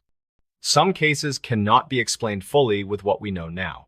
Admitting that does not mean giving up. It means respecting uncertainty. It means acknowledging that confidence without awareness can be more dangerous than fear. Park rangers admit something is wrong in these parks, not because they want to scare visitors away, but because they understand the cost of pretending everything always makes sense. Their unspoken message remains simple. Stay together. Respect closures. Do not rush decisions.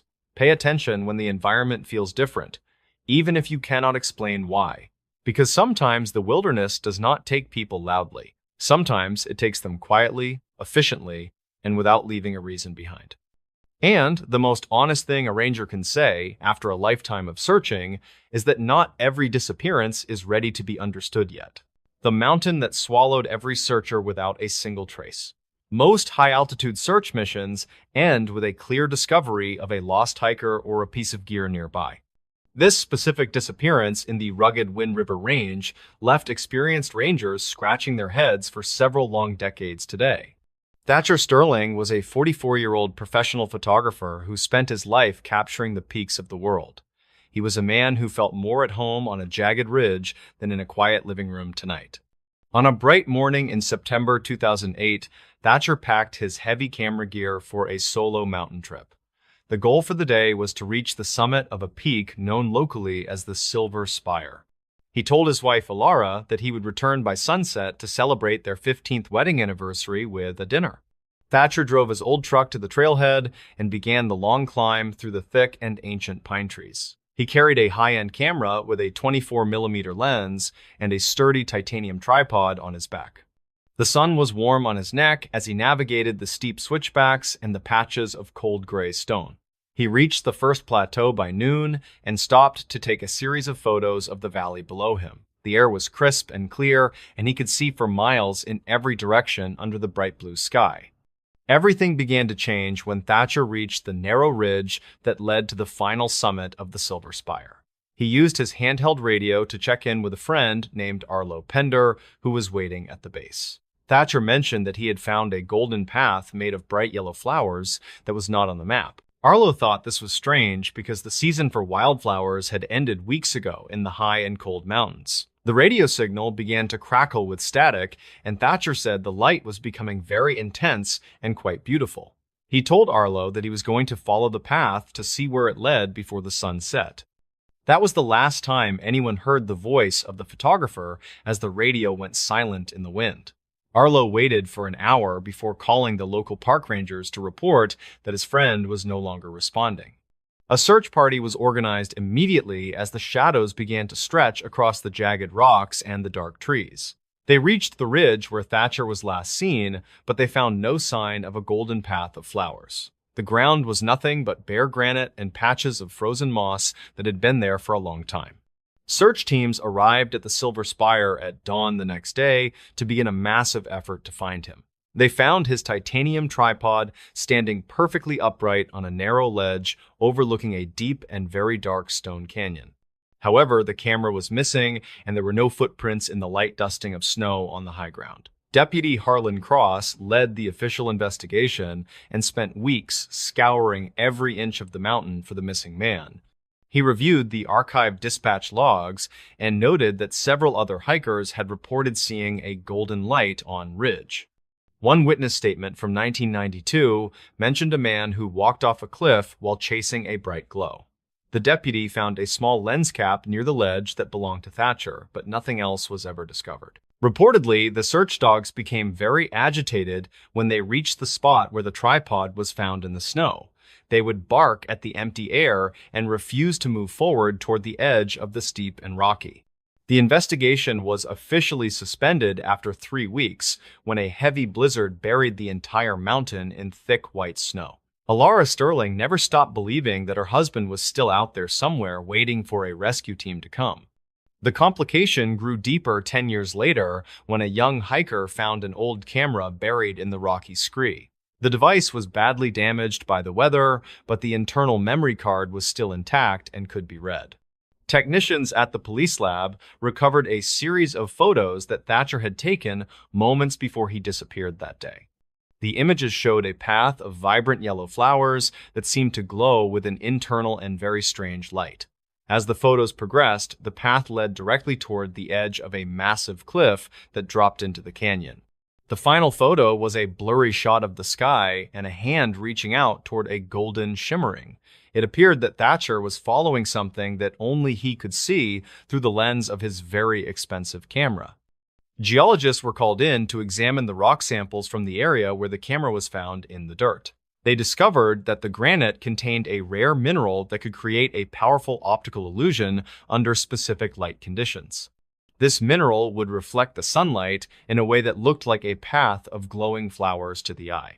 The investigation suggested that Thatcher had been lured to the edge by a natural trick of the mountain itself today. The twist came when the search teams returned to the canyon floor to look for his remains in the spring. They found a hidden crevice that was tucked behind a large boulder and led into a deep and dark cave. Inside the cave, they discovered the remains of several people who had gone missing on the mountain over the years. Each person was found sitting in a circle around a central stone that was covered in the glowing yellow. The mineral was actually a rare type of bioluminescent lichen that thrived in the dark and cold of the cave. Thatcher was there, and he was holding a small silver watch that was still ticking in his cold hand. He had not fallen from the cliff, but had found a way down into the hidden and secret place. The Golden Path was not an illusion, but a biological trail that led the lost hikers to their final.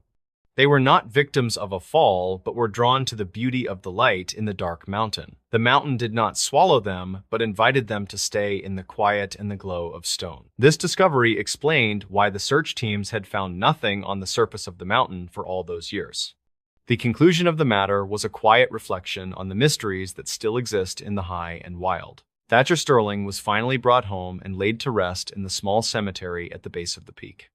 Alara kept the final photo he took as a reminder of the beauty he had found before he left world. Park rangers now warn every hiker to never follow the light if they see it glowing on the high ridges.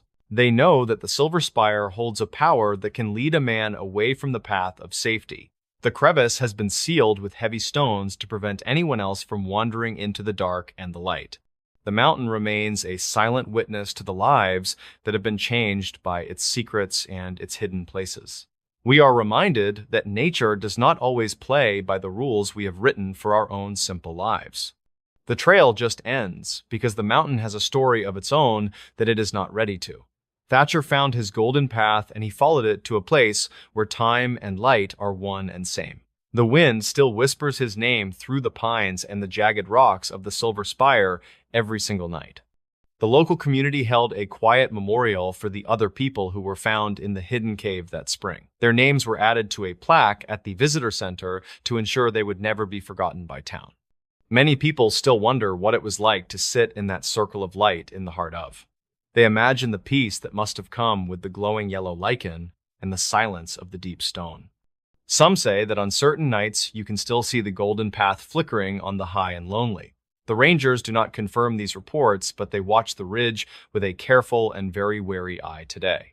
They know that the mountain is never truly silent, and it is always waiting for the next curious soul arrives. The mystery of the Silver Spire has become a part of the history of the entire Wind River Range. It serves as a reminder that we are only guests in a world that is much older than our kind. We must respect the shadows and the lights that call to us from the high and the very deep. Thatcher Sterling lived his life for the perfect photo, and he finally found it in the heart of mountain. The case files for the Silver Spire disappearances are now closed, but the legends will live on for many years. New hikers arrive every season with their cameras and their maps, and their dreams of reaching the high and jagged. They look up at the peak and see only the beauty of the granite and the clear and blue. None of them know the true story of the Golden Path or the man who followed it into the side. Only the rangers and the old-timers remember the names of the lost and the secret of the glowing. They keep the secret to protect the mountain and the people who seek to conquer its steep and rocky sides.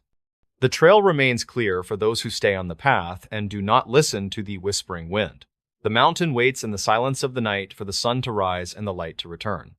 We are left with the memory of Thatcher and the light he found in the dark of the peak. The story of his final climb is a testament to the power of the unknown and the call of, we watch the horizon and wonder what other secrets are hidden in the high and the cold and dark. In this news story, what was found inside this cabin after midnight? Public records from 1989 describe a chilling incident involving a hidden structure and a collection of silent witnesses. This specific case reminds investigators that the most isolated parts of the forest often hide the most disturbing secrets today. Gideon Marlowe was a 46-year-old surveyor who worked for the Department of Natural Resources in Washington state. He spent his days exploring the dense woods near the North Cascades to mark boundaries for the local logging companies. On a cold Tuesday in October of 1989, Gideon hiked into a remote valley that was rarely visited. The air was thick with the scent of damp moss and the lingering chill of a very early autumn morning. Gideon adjusted his heavy equipment pack as he stepped through the thick brush and onto a narrow and overgrown trail. He was tasked with completing a survey of the northern ridge before the winter snows made the paths completely impassable.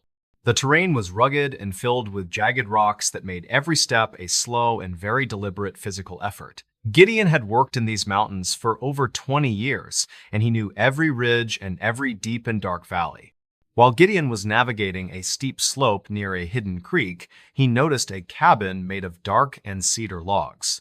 The cabin was not listed on any of his professional topographical maps, and it appeared to be several decades old now. The windows were covered with thick layers of grime, and the heavy wooden door was slightly ajar in the wind. Gideon felt a strange sense of unease as he approached the building, because the surrounding woods were completely and utterly silent.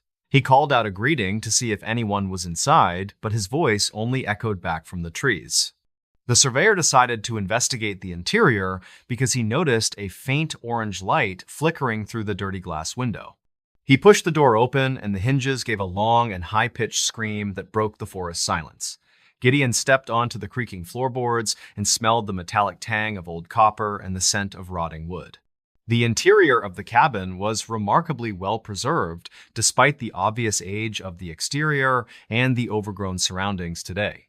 A single candle was burning on a heavy oak table in the center of the room, which felt very wrong. Gideon saw a row of 20 handmade porcelain dolls sitting on a shelf against the far wall of the cabin. Each doll was dressed in a unique set of miniature clothes that appeared to be made from real human hair. He noticed that the eyes of the dolls were made of small, polished stones that seemed to track his movements. Gideon walked toward the table and found a leather-bound journal that was open to a page dated very recently. The handwriting was cramped and hurried, as if the author was writing while in a state of extreme and nervous agitation. He read a passage that mentioned the arrival of a stranger in the woods who was carrying a heavy pack. Gideon felt the hair on his neck stand up as he realized the journal was describing his own current arrival today.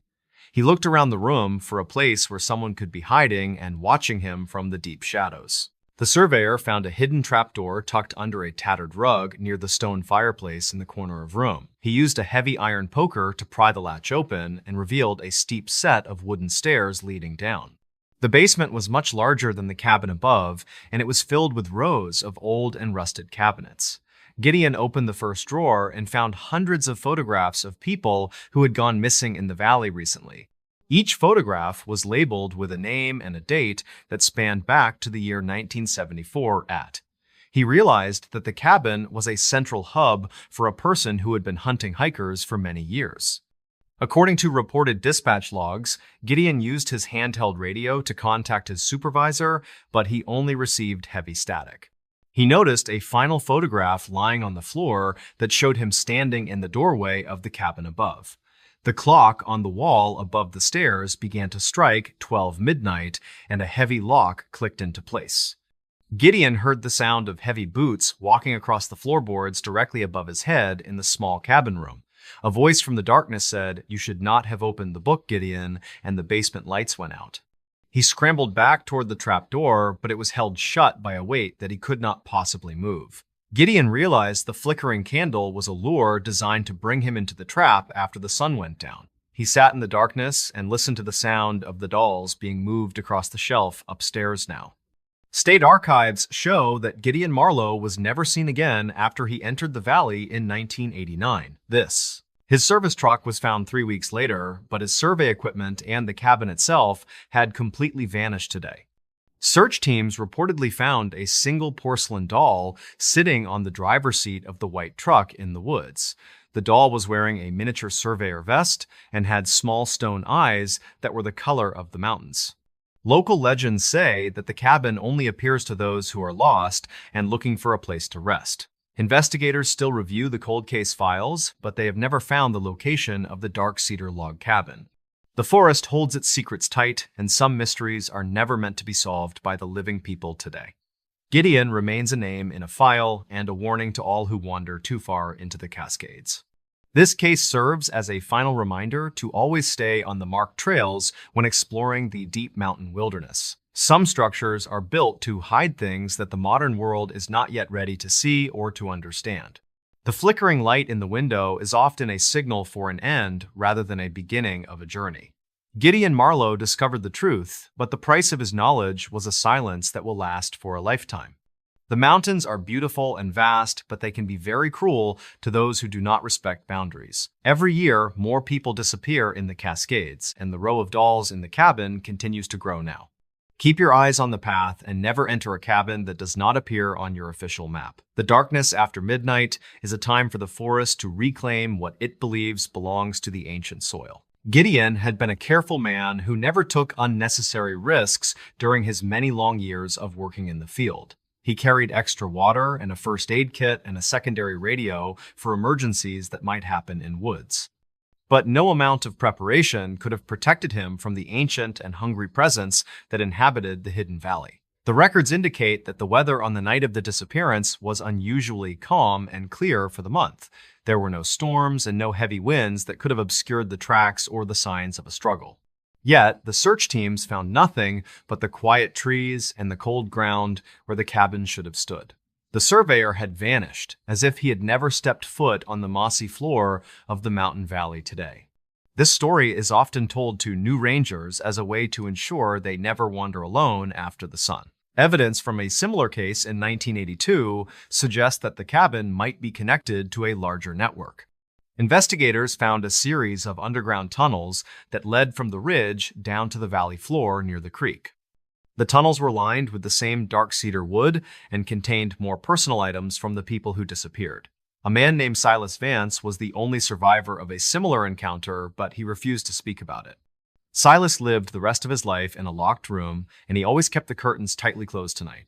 He claimed that the eyes of the forest were always watching him through the glass of his bedroom window today. The police never found the person who built the cabin or the person who wrote the leather-bound journal entries. It remains one of the greatest unsolved mysteries in the history of the Washington State Park Service Department files. Gideon Marlowe left behind a wife and 2 children who still wait for news of his return from the mountains. They have spent thousands of dollars on private investigators, but every lead has ended in a dead end in woods. The family visited the valley once, but they said the air felt too heavy for them to stay very long. They could feel the weight of the silence pressing down on their chests as they walked near the hidden creek. The mystery of what was found inside the cabin after midnight continues to haunt the people of the local town. Some say that on a cold Tuesday in October, you can still hear the sound of the midnight clock. Others claim to see a faint orange light flickering between the trees when the moon is high and the air, but no one is brave enough to go back into the valley to see what is waiting in shadows.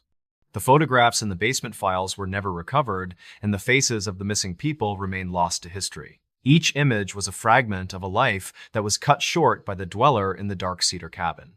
The porcelain dolls with the stone eyes are a silent testament to the cruelty of the person who lived there. We may never know the full extent of the crimes that were committed in that hidden and very dark place. But we do know that the forest remembers, and the mountain never forgets, the names of those who are gone.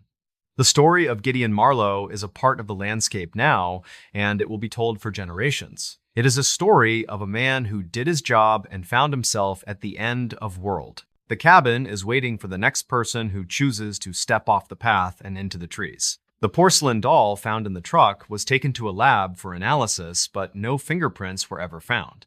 The material used to make the doll was a type of clay that is only found in the deep. It was fired in a kiln that must have been located somewhere within the hidden valley near the dark cabin. The miniature clothes were sewn with a precision that was almost supernatural in its level of detail and care. The hair used for the dolls matched the DNA of 3 different women who went disappeared in 1985. This was the only physical evidence that linked the cabin to the actual missing persons cases in the archive files.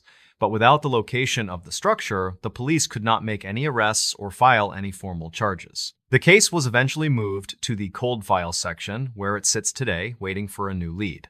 Surveyors who work in the area now carry GPS trackers and stay in constant radio contact with their main base. They avoid the northern ridge and the hidden creek because the stories of Gideon Marlowe are still very fresh today. The Department of Natural Resources has placed warning signs at the entrance to the valley to keep the hikers. Most people listen to the warnings, but there are always a few who want to see the mystery for themselves. They go looking for the cabin and the orange light, but they only find the empty and very quiet woods.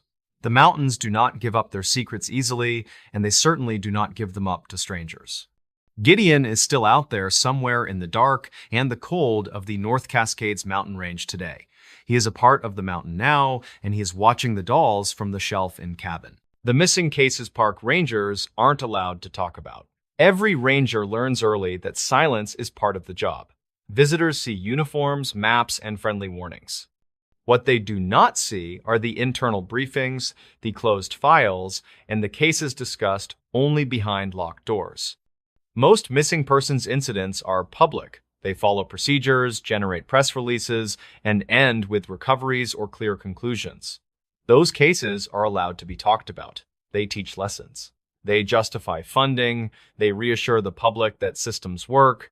Then there are the others. Rangers do not use an official term for them. In internal conversations, they are referred to quietly as restricted cases or administratively sensitive incidents. These are the disappearances where facts do not line up cleanly and where public discussion would raise more questions than answers. A former ranger once described them as cases that do not behave. In these incidents, people vanish without witnesses in places that should not allow it. Trails are wide. Visibility is clear. Weather is stable. Search response is fast. And still, the person is gone. What makes these cases different is not that they are unsolved. Many missing persons cases remain unsolved. What makes them restricted is the nature of what is found during searches. In some files, rangers documented personal belongings placed with unnatural care. Boots aligned side by side, clothing folded neatly despite rain or snow, backpacks left upright without signs of struggle. These details alone do not break rules, but when combined with other factors, they become problematic. Another red flag is location inconsistency. In restricted cases, victims are sometimes found in places already searched multiple times. Rangers log these as delayed discovery, but internally, they question how entire teams, dogs, and aerial searches missed something later found in plain sight. Those questions are not written down. Scent behavior is another reason cases go quiet. In standard searches, dogs track scent until terrain or water disrupts it gradually. In restricted cases, dogs stop abruptly in open ground. Handlers report confusion rather than fatigue. The scent does not weaken, it ends. That detail alone is enough to move a case into limited discussion. Rangers are instructed not to speculate publicly. Official explanations are always environmental: wind shifts, thermal lift, water movement, animal interference. These explanations are often valid and usually sufficient, but not always. Some restricted cases involve children found alive days later. These children are often calm, minimally dehydrated, and unable to explain where they were. They sometimes repeat phrases that do not correspond to time or distance. Medical evaluations attribute this to stress responses or memory gaps. Rangers accept that explanation outwardly. Internally, they note how often the same terrain features appear: boulder fields, talus slopes, sudden elevation changes, dense berry patches, areas where sound behaves strangely and visibility collapses without warning. Another reason these cases are not discussed is ranger experience itself. Rangers involved in restricted cases often report sensations they do not want attached to their names. Feeling watched, sudden disorientation, time distortion during searches, radios failing only in specific zones. None of these belong in reports. A ranger who writes feelings instead of facts does not last long. One retired ranger admitted that during a restricted search, his team heard repeated movement in brush that never produced an animal. The sounds followed their grid pattern. Each time they stopped, it stopped. Each time they moved, it resumed at the same distance. They never documented that. Another ranger spoke privately about a case where a missing hunter was found deceased without any sign of predation, injury, or exposure. The body position suggested he had been placed carefully. The report listed natural causes. The ranger never argued, but he also never forgot. Restricted cases are often sealed or summarized in minimal language. Families receive compassion and effort, but not speculation. Rangers are told that protecting public confidence is part of protecting lives. Panic does not save people. There is also the legal aspect. If an agency acknowledges unexplained patterns, it invites liability. If something cannot be controlled or warned against, it cannot be managed. Silence becomes policy. Rangers talk about these cases only when they retire or leave the service. Even then, many choose not to. They know how quickly stories mutate once released. They know how fast caution turns into myth. The truth they carry is quieter and more uncomfortable. Wilderness is not designed for human understanding. It does not preserve evidence consistently. It reshapes scenes constantly. In rare cases, it creates blind spots where people vanish faster than logic allows. These cases are not supernatural files hidden in vaults. They are ordinary reports with extraordinary absences. They are missing names attached to terrain that refuses to explain itself. Rangers are not forbidden from caring. They are forbidden from speculating publicly. So they follow protocol. They search longer than required. They revisit places that do not make sense. They memorize details they never write down. When asked directly, they give the same answer. All missing persons cases are taken seriously and investigated thoroughly. That statement is true. What they are not allowed to say is that some cases leave them with questions they will never shake. Questions about timing, about placement, about how a person can simply stop being where they should be. The missing cases park rangers are not allowed to talk about are not hidden because they are sensational. They are hidden because no one has figured out how to explain them without admitting that sometimes, even with maps, training, and experience, the land takes someone and does not give a reason back. In this news story, this voicemail was played too late. Quentin Sterling was a 54-year-old man who spent his weekends hunting for vintage electronics in small towns. He lived in a quiet suburb of Portland and worked as a technician for a high-end audio repair shop. His workshop was a crowded room filled with the smell of warm solder and old dust from ancient television sets. He loved the way that old vacuum tubes glowed with a soft orange light when they were finally powered up. Quentin often felt that modern digital devices were cold and lacked the soul of the mechanical machines from the past. He spent his Saturday mornings driving to remote estate sales where he could find hidden gems in the cluttered garages.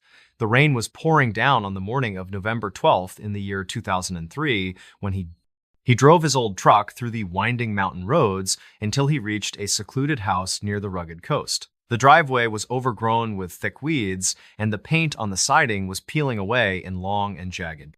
The house belonged to a woman named Beatrice Lang, who had recently passed away at the age of 82. Quentin walked through the damp house and looked at the items that were laid out on the dusty folding tables. He found an old Panasonic answering machine tucked away in a cardboard box under a pile of moth-eaten blankets. The device was covered in a thick layer of gray grime, and the plastic casing was yellowed by many years. He noticed that a micro-cassette tape was still sitting inside the machine, and the message counter showed a number 1. Quentin paid the $5 and drove back to his home while the rain continued to hit the metal roof. He was eager to see if the tape contained any recordings that had been forgotten by the previous lonely owner. He spent the next hour cleaning the internal components of the machine with a small brush and some rubbing alcohol. The drive belt was cracked and brittle, so he replaced it with a new rubber band from his spare parts. He plugged the unit into a power transformer and watched as the small red light began to blink very slowly. The rhythm of the blinking light felt like a heartbeat that was trying to tell him a story from history. Quentin pressed the play button and heard the sound of heavy static and the faint clicking of the tape reel. A woman began to speak in a high-pitched whisper that sounded like she was hiding in a small closet. She said that she had finally reached the safe house and she was waiting for someone named Arthur to arrive. The voice belonged to a woman named Evelyn Vance, who had disappeared during a massive winter storm in 1990. The official police record stated that Evelyn had vanished on the night of December 14th after leaving a local holiday. Her car had been found abandoned on a lonely stretch of highway with the doors locked and the keys inside. However, the timestamp on the answering machine clearly stated that the message was recorded on December 16, 1990.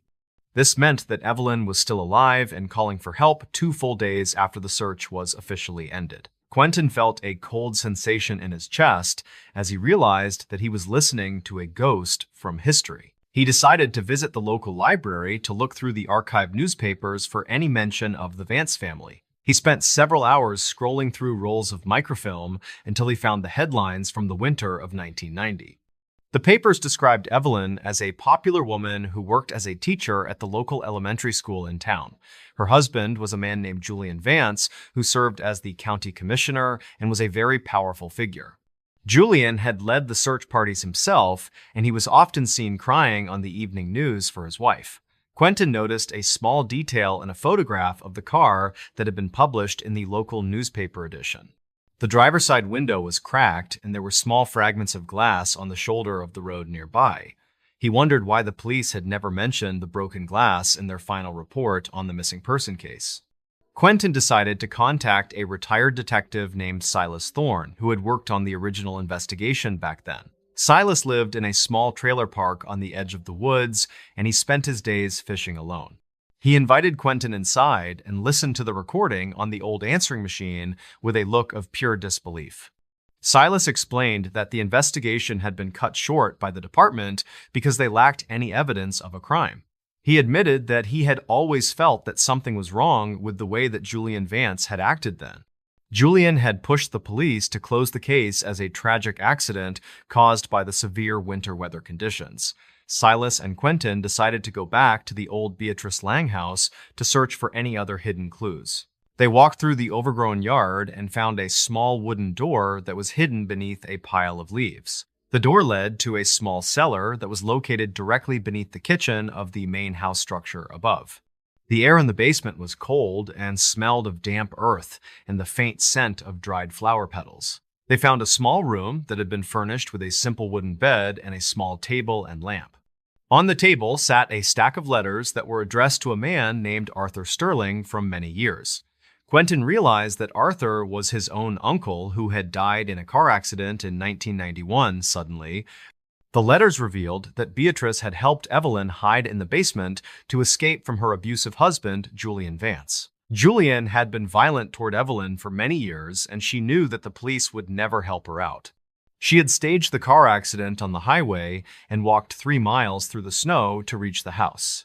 Beatrice was a distant relative who agreed to keep her safe until Arthur could drive her to the Canadian border. The voicemail on the machine was meant to tell Arthur that she was ready to leave on the 16th morning. However, Arthur never arrived because he was killed in a separate accident on the very same day of the call. Beatrice had kept Evelyn hidden for several weeks until she finally managed to get her a new set of papers. Evelyn had moved to a different country and started a new life under a name that no one would recognize.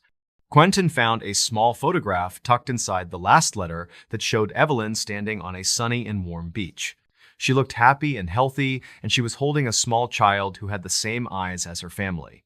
Silas Thorne felt a sense of peace, knowing that the woman he had tried to find was actually still.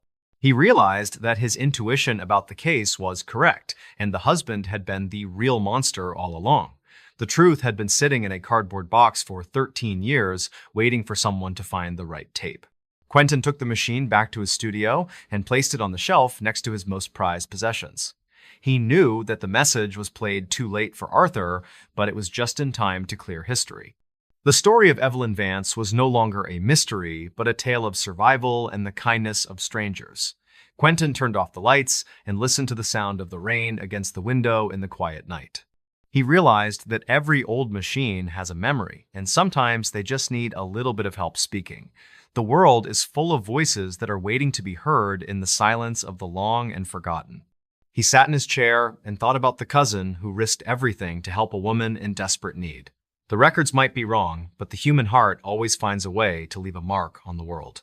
He felt glad that he had paid the $5 for the dusty box at the rainy estate sale then. The voicemail was a final piece of a puzzle that had been missing for a very long and lonely time. He would never forget the sound of the woman who whispered her hope into a small plastic machine in '90. The static of the past had finally cleared, and the truth was standing in the bright light of the day. Park rangers admit something is wrong in these parks. Park rangers are trained to project calm authority no matter what unfolds around them during long, unpredictable shifts. Visitors see uniforms, trail maps, and friendly warnings, but rarely understand what happens after radios go quiet and daylight fades behind trees. Most emergencies rangers respond to follow familiar patterns shaped by weather mistakes, exhaustion, or poor preparation. Falls, dehydration, wildlife encounters, and navigation errors explain the majority of incidents and usually leave evidence that behaves logically. Then there are the cases that do not behave correctly. Veteran rangers quietly admit that some incidents feel different from the moment the call comes in. The terrain looks manageable, the weather seems stable, and response times are fast, yet something refuses to align the way training says it should. These cases almost always begin calmly. A hiker fails to return by evening. A child wanders slightly ahead on a wide trail. A hunter misses a scheduled check-in. Rangers mobilize, expecting a routine search that ends with relief. In the first hours, nothing appears wrong. Trails are clear and well-marked, dogs lock onto scent quickly, helicopters prepare flight paths. Everyone assumes the missing person will be found tired, cold, or injured, but alive. Then, the first inconsistency appears. Sometimes it is an object placed where it should not be. A boot standing upright in an open meadow, a jacket folded neatly on a rock, a backpack positioned beside a trail with no sign of struggle or panic. Rangers know the difference between accidental loss and deliberate placement. These scenes feel paused rather than chaotic, as if movement stopped mid-decision instead of ending suddenly.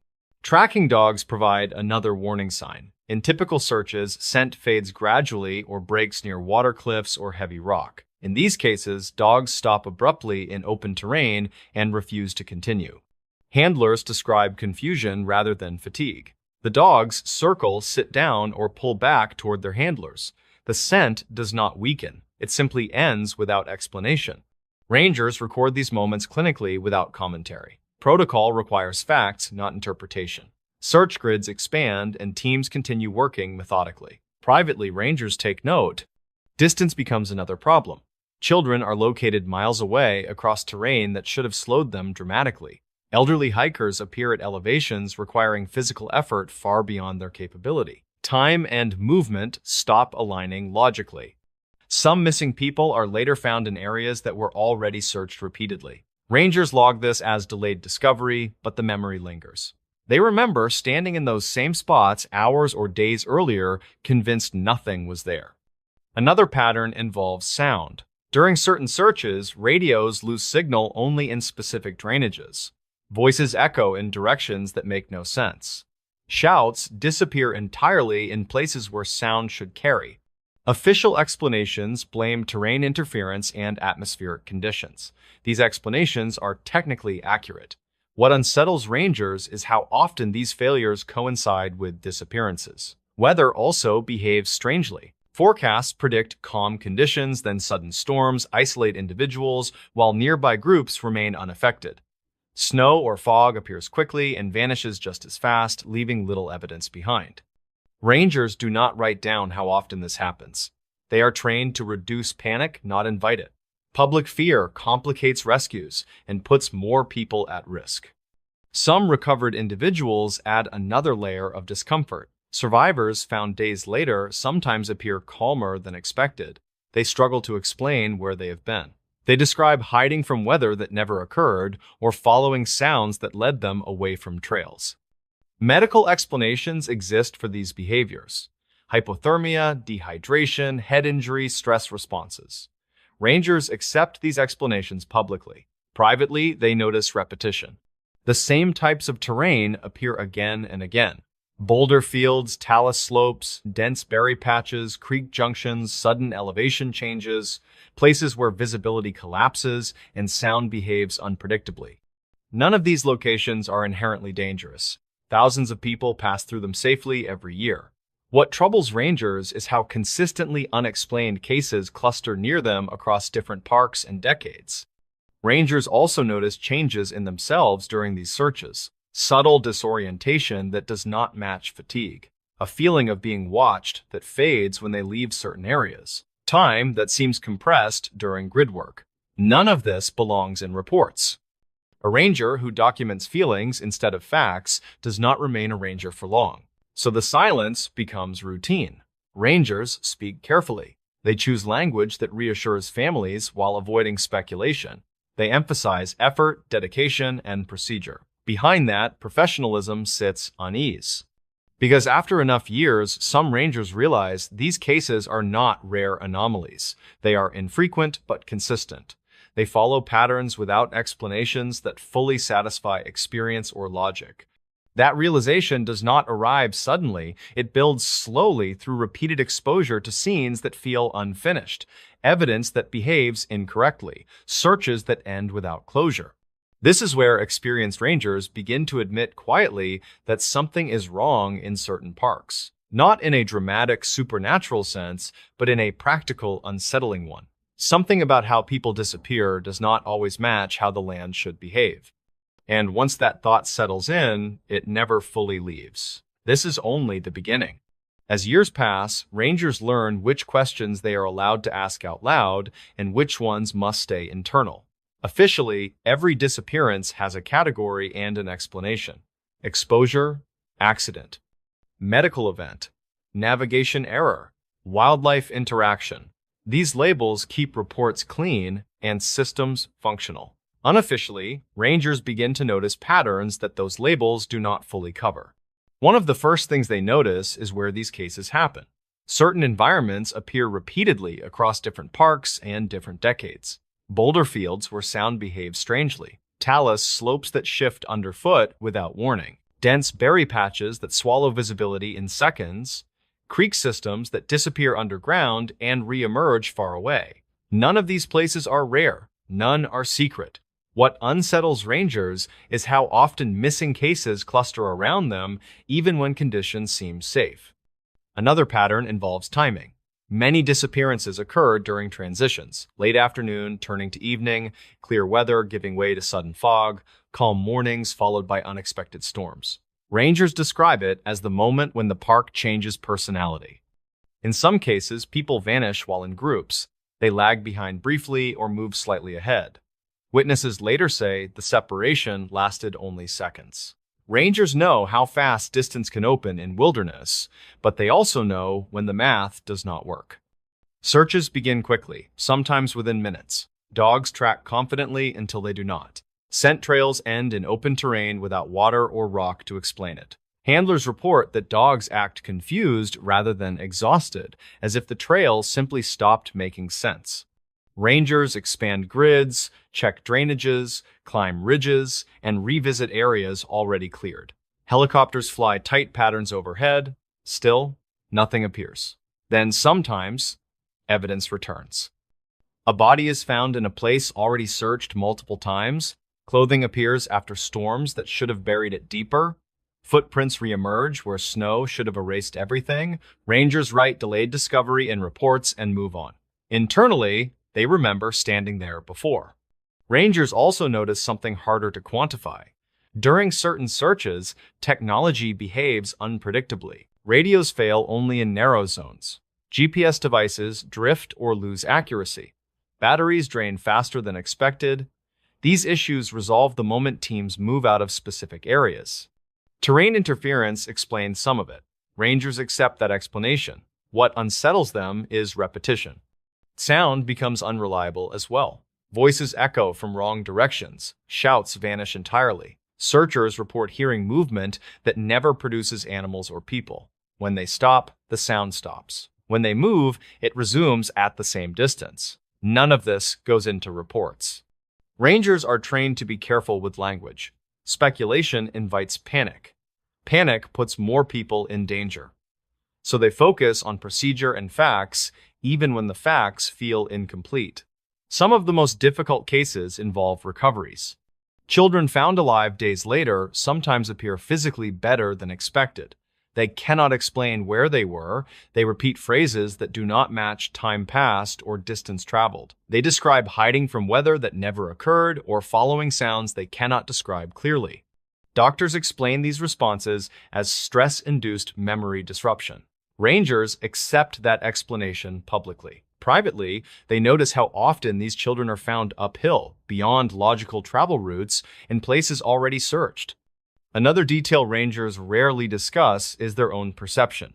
During certain searches, experienced rangers report subtle disorientation that does not match fatigue or terrain, a sense that time is compressed, that hours pass without memory of specific actions. Some describe feeling watched, not in a threatening way, but in a way that suggests awareness. These feelings vanish when they leave certain zones. No ranger writes this down. A ranger who documents feelings instead of facts does not last long in the job.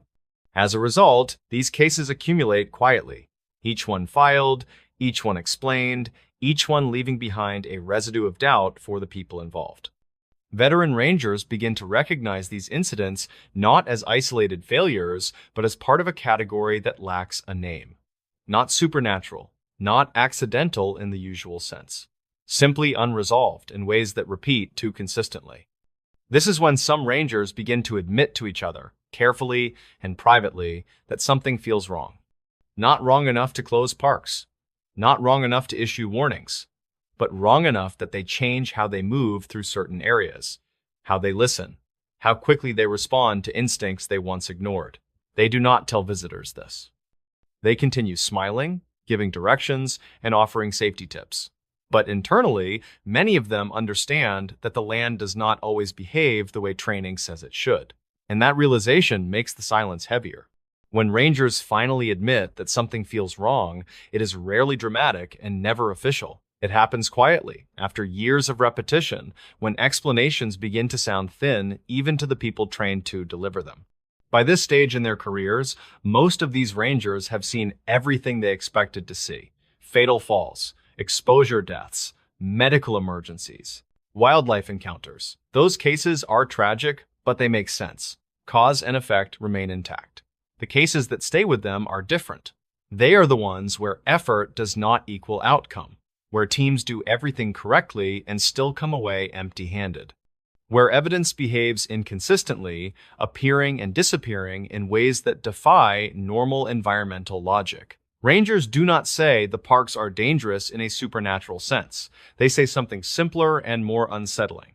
They say the wilderness is not fully understood, and that human systems fail under certain combinations of terrain, weather, and perception.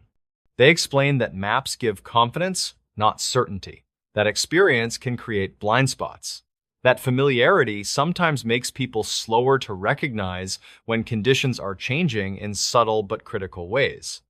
Over time, rangers adjust their behavior. They linger longer in certain areas, they revisit locations that do not make sense, they listen more carefully when something feels off, even if they cannot articulate why. They also become more careful about what they promise families. When relatives ask how someone could disappear so completely, rangers choose words that comfort without lying.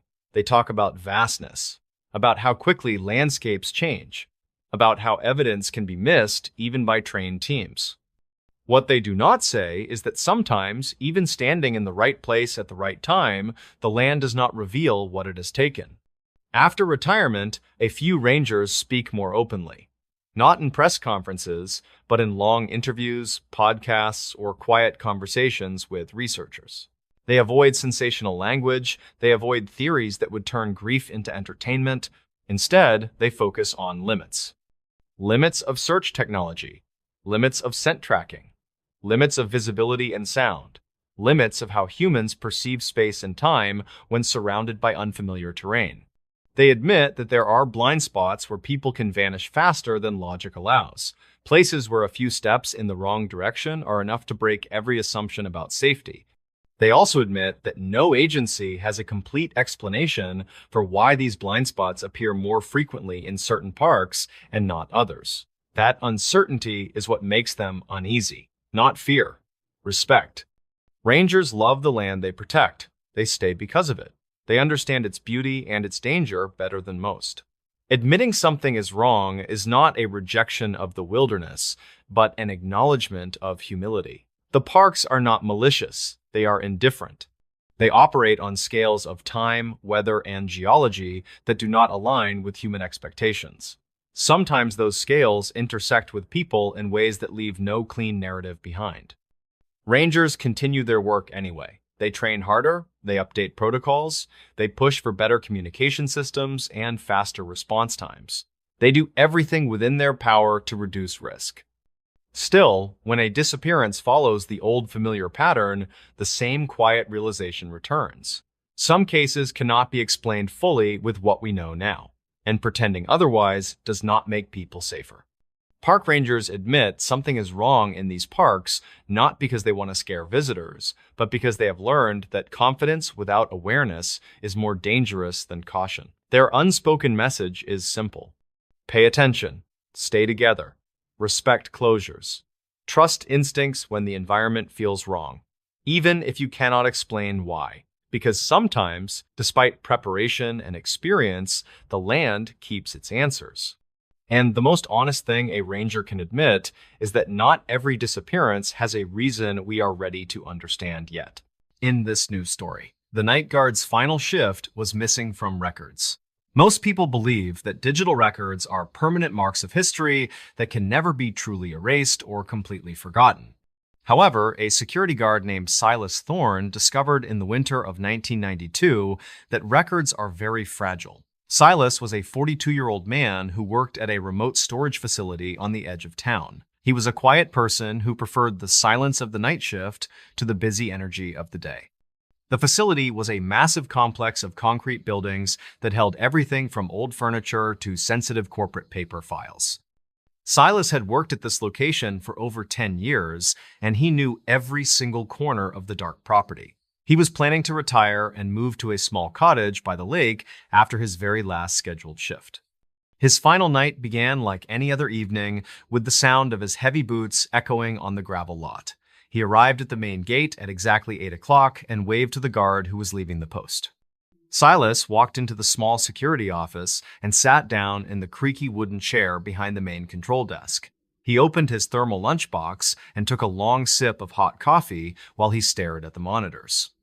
The facility was covered by 32 different cameras that provided a grainy view of the long and empty hallways.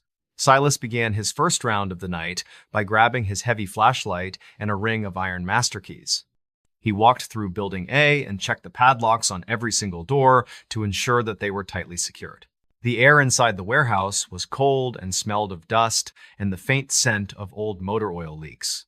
Silas enjoyed the routine because it gave him time to think about his future life away from the city lights. He reached the back of the property near the woods when he noticed that the motion light was not working. He stepped closer to the metal fence and saw that the wires had been cut with a very clean stroke. This was the first time in 10 years that Silas had found any sign of a possible security breach here. He pulled his radio from his belt and tried to call the main office, but he heard only heavy static. He decided to return to the security desk to check the camera footage from the last few minutes of video. When he reached the office, he found that the monitors were all showing a flat and flickering gray screen instead. Silas checked the logging computer and realized that the system was no longer recording any data from the perimeter sensors. He tried to type in his override code, but the keyboard did not respond to his frantic and heavy keystrokes. He felt a sudden chill as he realized that the entire security system had been manually disabled from within the building. Silas grabbed his flashlight and headed toward the main server room, which was located in the basement of Building C. He had to walk through a long underground tunnel that connected the different sections of the large and sprawling complex. The lights in the tunnel were flickering, and some of the bulbs had been smashed into small, jagged glass pieces. He reached the heavy steel door of the server room and found that it was standing slightly open and ajar. Silas pushed the door open and shone his light around the room until he saw a small black plastic device. The device was attached to the main data line, and it was blinking with a steady and rhythmic red light. He realized that someone was actively wiping the digital archives and the entry logs in real time as he watched. Silas heard a soft footstep behind him, and he spun around while raising his flashlight to see the dark hallway. There was no one there, but he could hear the sound of a heavy door closing far off in the distance. He ran back to the security office to find his personal logbook, where he kept a manual record of events. When he reached the desk, he saw that his logbook was missing and his thermal coffee cup was tipped over. The coffee was still steaming on the desk, which meant that someone had been in the office seconds before him. Silas felt a surge of panic because he realized that he was being hunted inside the very place he knew. He decided to leave the building and get to his car so he could drive to the nearest police station. He ran through the dark warehouse and reached the main exit, but he found that the door was electronically locked. The manual release lever had been removed, and the emergency exit was blocked by a heavy stack of wooden pallets. Silas was trapped inside the facility, and he knew that the intruder was likely watching his every move on camera. He retreated to a small storage room that contained old cleaning supplies and a single small window near the ceiling. He climbed up on a plastic barrel and tried to see out into the parking lot to find help nearby. He saw a black sedan parked next to his own truck, and two figures were standing near the front gate. They were wearing dark uniforms that looked official, but they did not have any visible badges or identifiable name tags.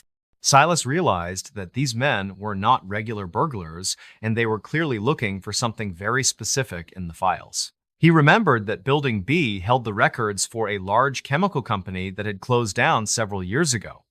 Silas decided to find those records before the intruders could destroy the evidence they were trying to hide from everyone. He crawled through the ventilation ducts to avoid being seen by the cameras that might still be partially working now. The dust in the vents made it hard to breathe, but he moved slowly and quietly toward the next building. He reached Building B and dropped down into a small office that was filled with tall metal filing cabinets. Silas began to search through the drawers until he found a folder labeled with the name of a local project. The documents inside described a massive leak that had been covered up by the company in the 1980s and 90s. He realized that this was the reason why the intruders were here, to erase the final traces of the crime. Silas heard the sound of a circular saw cutting through the metal door of the building just a few feet away. He grabbed the folder and looked for another way out before the men could find him in the small office. He found a small freight elevator that was used to move boxes between the different floors of the large warehouse. He jumped into the elevator and pulled the manual cable to descend into the darkness of the lower storage levels. The intruders reached the office just as the elevator disappeared from view, and they began to shout to each other. Silas reached the bottom floor and ran toward the back of the building where the old drainage pipes were located. He knew that one of the pipes led out to a small creek that ran behind the industrial property line. He squeezed his body into the narrow concrete pipe and crawled through the cold and muddy water for several minutes. He finally emerged into the fresh night air and ran as fast as he could toward the thick woods. Silas did not stop until he reached a small gas station that was located 2 miles down the main road. He called the police and waited for them to arrive while he clutched the damp folder to his chest. When the authorities arrived at the storage facility, they found that the gate was open and the office was empty. The black sedan was gone, and there was no sign of any intruders or any damage to the main doors. The lead investigator was a man named Detective Miller, who looked at the security logs on the main office computer. He told Silas that the records showed no activity at the facility for the last 24 hours of time. According to the digital logs, Silas had never signed in for his shift, and the cameras were never active. Even the manual logs in the office were completely blank and showed that no one had been there all night. Silas showed the detective the folder he had taken, but the pages inside were nothing but blank white sheets of paper. He realized that the intruders had switched the folders or used some kind of chemical to erase the black ink. The detective thought that Silas might be suffering from a mental breakdown due to the stress of his upcoming retirement. Silas tried to explain about the cut wires and the red blinking device, but everything had been perfectly repaired already. He looked at the parking lot and saw that his truck was exactly where he had left it that evening. The only thing that was missing was the record of his final shift, which had been completely erased from history. Silas Thorne moved to his cottage by the lake, but he never truly felt safe in the quiet of nature. He spent his days looking over his shoulder and wondering if those men were still watching his every move daily. He kept his own manual logbook now, and he wrote down every detail of his life in permanent blue ink. The case of the missing shift was never solved, and it remained a strange legend among the local police officers. Most people believe that Silas simply imagined the entire event because of the loneliness of the long night shifts there. However, Silas knew the truth because he still had the heavy Iron Master keys in his old jacket pocket now. He had forgotten to return them during the chaos, and they were the only physical proof of his final night. The keys were a constant reminder that some secrets are powerful enough to rewrite the very records we trust most. Silas Thorne lived out the rest of his life in peace, but he never again worked a job at night. He understood that the darkness can hide more than just shadows, and the truth is often written in disappearing ink. The facility was eventually torn down to make way for a new shopping mall in the year 2005. No evidence of the chemical leak or the missing guard logs was ever found in the rubble of the building. The story of the night guard serves as a warning about the hidden layers of the world that we inhabit. We trust the records to tell us what happened, but sometimes those records are just a very carefully crafted lie. Silas Thorne was a witness to a truth that was never meant to be known by a simple security guard. He carried that secret with him until the day he died, and he never spoke of the night again publicly. The records may be missing, but the memory of the cold wind and the red light stayed with him forever. It is a strange thing to realize that you can be erased from the history of your own life's work. Silas Thorne learned that the hard way on a cold night in 1992 at the storage facility gates. He was a man who disappeared from the records, but he never truly lost his own sense of the truth. The world continued to turn, and the story of the final shift became nothing more than a ghost story told. People still talk about the guard who claimed he was hunted by men who did not exist in any file. They laugh and say it was just the imagination of an old man who was ready to leave his job. But Silas knew better, and he kept his keys close to his heart until his very last breath was gone. She called 911 from a snowy highway, then silence. The call began like a lot of winter emergencies. A scared driver on a dark highway where snow erased the world beyond headlights. Dispatch logs later marked it as a stranded motorist report that turned into something much stranger when the line went dead. The woman on that call was named Rena Mallory, 27 years old, who worked stocking shelves at a chain pharmacy. She was driving home after a late shift, taking the same stretch of state highway she used almost every night, a 2-lane ribbon running between small towns and empty fields. Before we begin, tell me, where are you listening from, and what time is it there? Weather reports had warned about a fast-moving band of lake-effect snow, the kind that arrived quietly, then buried everything.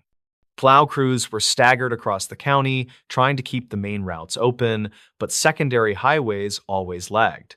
Rena knew that, yet she also knew missing work meant missing pay she needed badly. Her manager remembered her leaving at closing time, wrapped in a cheap, puffy coat, saying she was going straight home.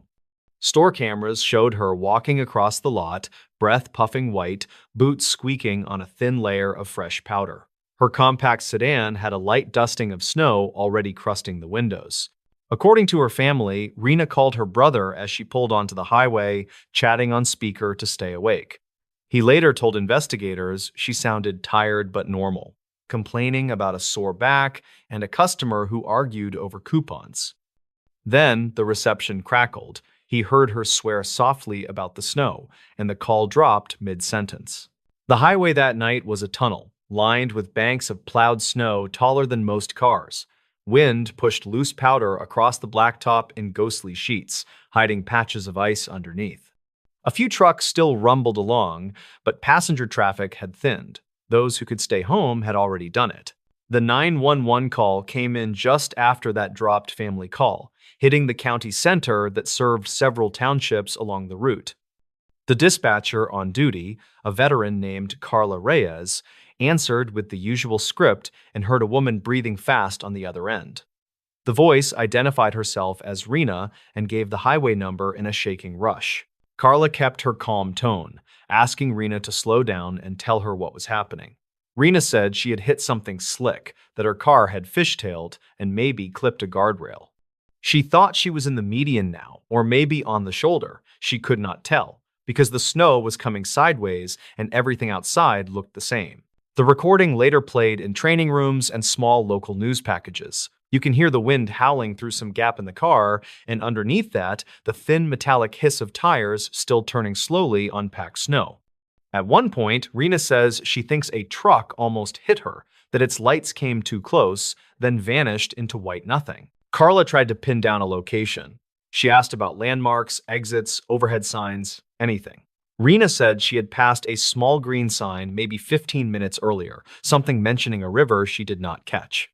Her gas gauge had been near half when she left town, and she had not stopped, which helped Carla roughly estimate how far along the highway she might be. While they talked, another voice in the room quietly relayed information to Highway Patrol, starting a unit toward that general stretch. Carla told Rena to stay in the car, to keep her seatbelt on, to turn on hazard lights, and to avoid standing outside in low visibility. Drivers walking around disabled cars in storms get hit too often. Then the call changed. On the recording, Rena pauses mid-sentence, as if straining to listen to something Carla cannot hear yet. She asks if another car is supposed to be there, because she sees headlights in her side mirror that were not there a second ago. Her breathing speeds up, and the phone microphone amplifies the soft rustle of her coat. Carla asks if it might be the trooper already arriving, although she knows that would be too fast. Rena says the vehicle is stopped behind her, very close, closer than feels normal on an empty highway. She says she cannot see a shape clearly through the snow, just a bright halo flaring around her rear window. Carla starts to say that maybe the other driver is also stuck and needs help, but Rena interrupts. Her voice drops, lower and more worried. She says someone is walking up along the driver's side, that she can see a figure in the mirror, shadow against the headlights. She asks if she should roll down the window, if there is some rule about what to say. Carla tells her firmly to keep the doors locked, to speak through a small crack if she feels safe, and to describe the person. On the tape, you can hear a few seconds where Rena fumbles with something. Maybe the switch for the window, maybe the phone shifting in her hand. Then she says a short phrase that became the line quoted most often in later retellings. She says, "They do not look like a trooper, and there is something wrong with their coat." Carla asks what she means.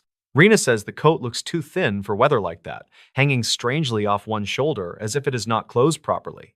She also mentions the figure not wearing a hat, dark hair plastered wet across their forehead, face just out of the mirror angle.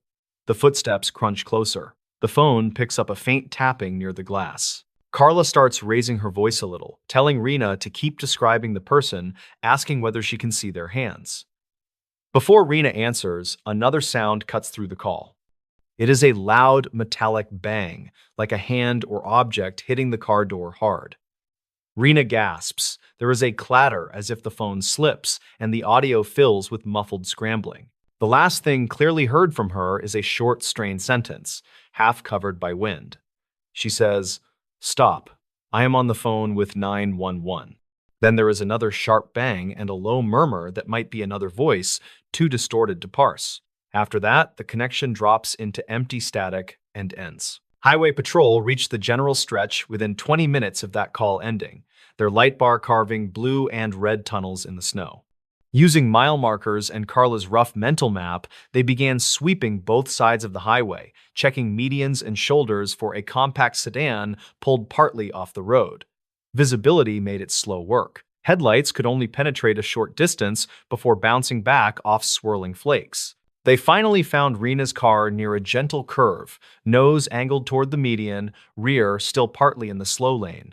Hazard lights blinked steadily, amber flashes painting the snow in uneasy rhythm. The driver door was closed. The engine idled weakly, fan cycling on and off, exhaust puffing through a growing mound behind the bumper. No one sat inside. The driver's seatbelt hung loose against the pillar. Rena's phone lay on the passenger seat. Screen dark, tiny spiderweb crack across one corner. The trooper on scene felt a small electric panic when he first shone his light inside and saw no human shape where there should have been one. He called out her name while checking around the car, shining his beam into the median, along the plow bank, and across the opposite lane. Snow near the driver's side showed footprints, multiple overlapping tracks leading from the door toward the rear of the car. Some looked smaller, likely hers, others longer, the tread pattern different. Those prints did what footprints in unsettling stories sometimes do. They trailed away toward the median, turned as if both people had walked a short distance along the barrier, then simply became a churned patch where the wind had filled most details.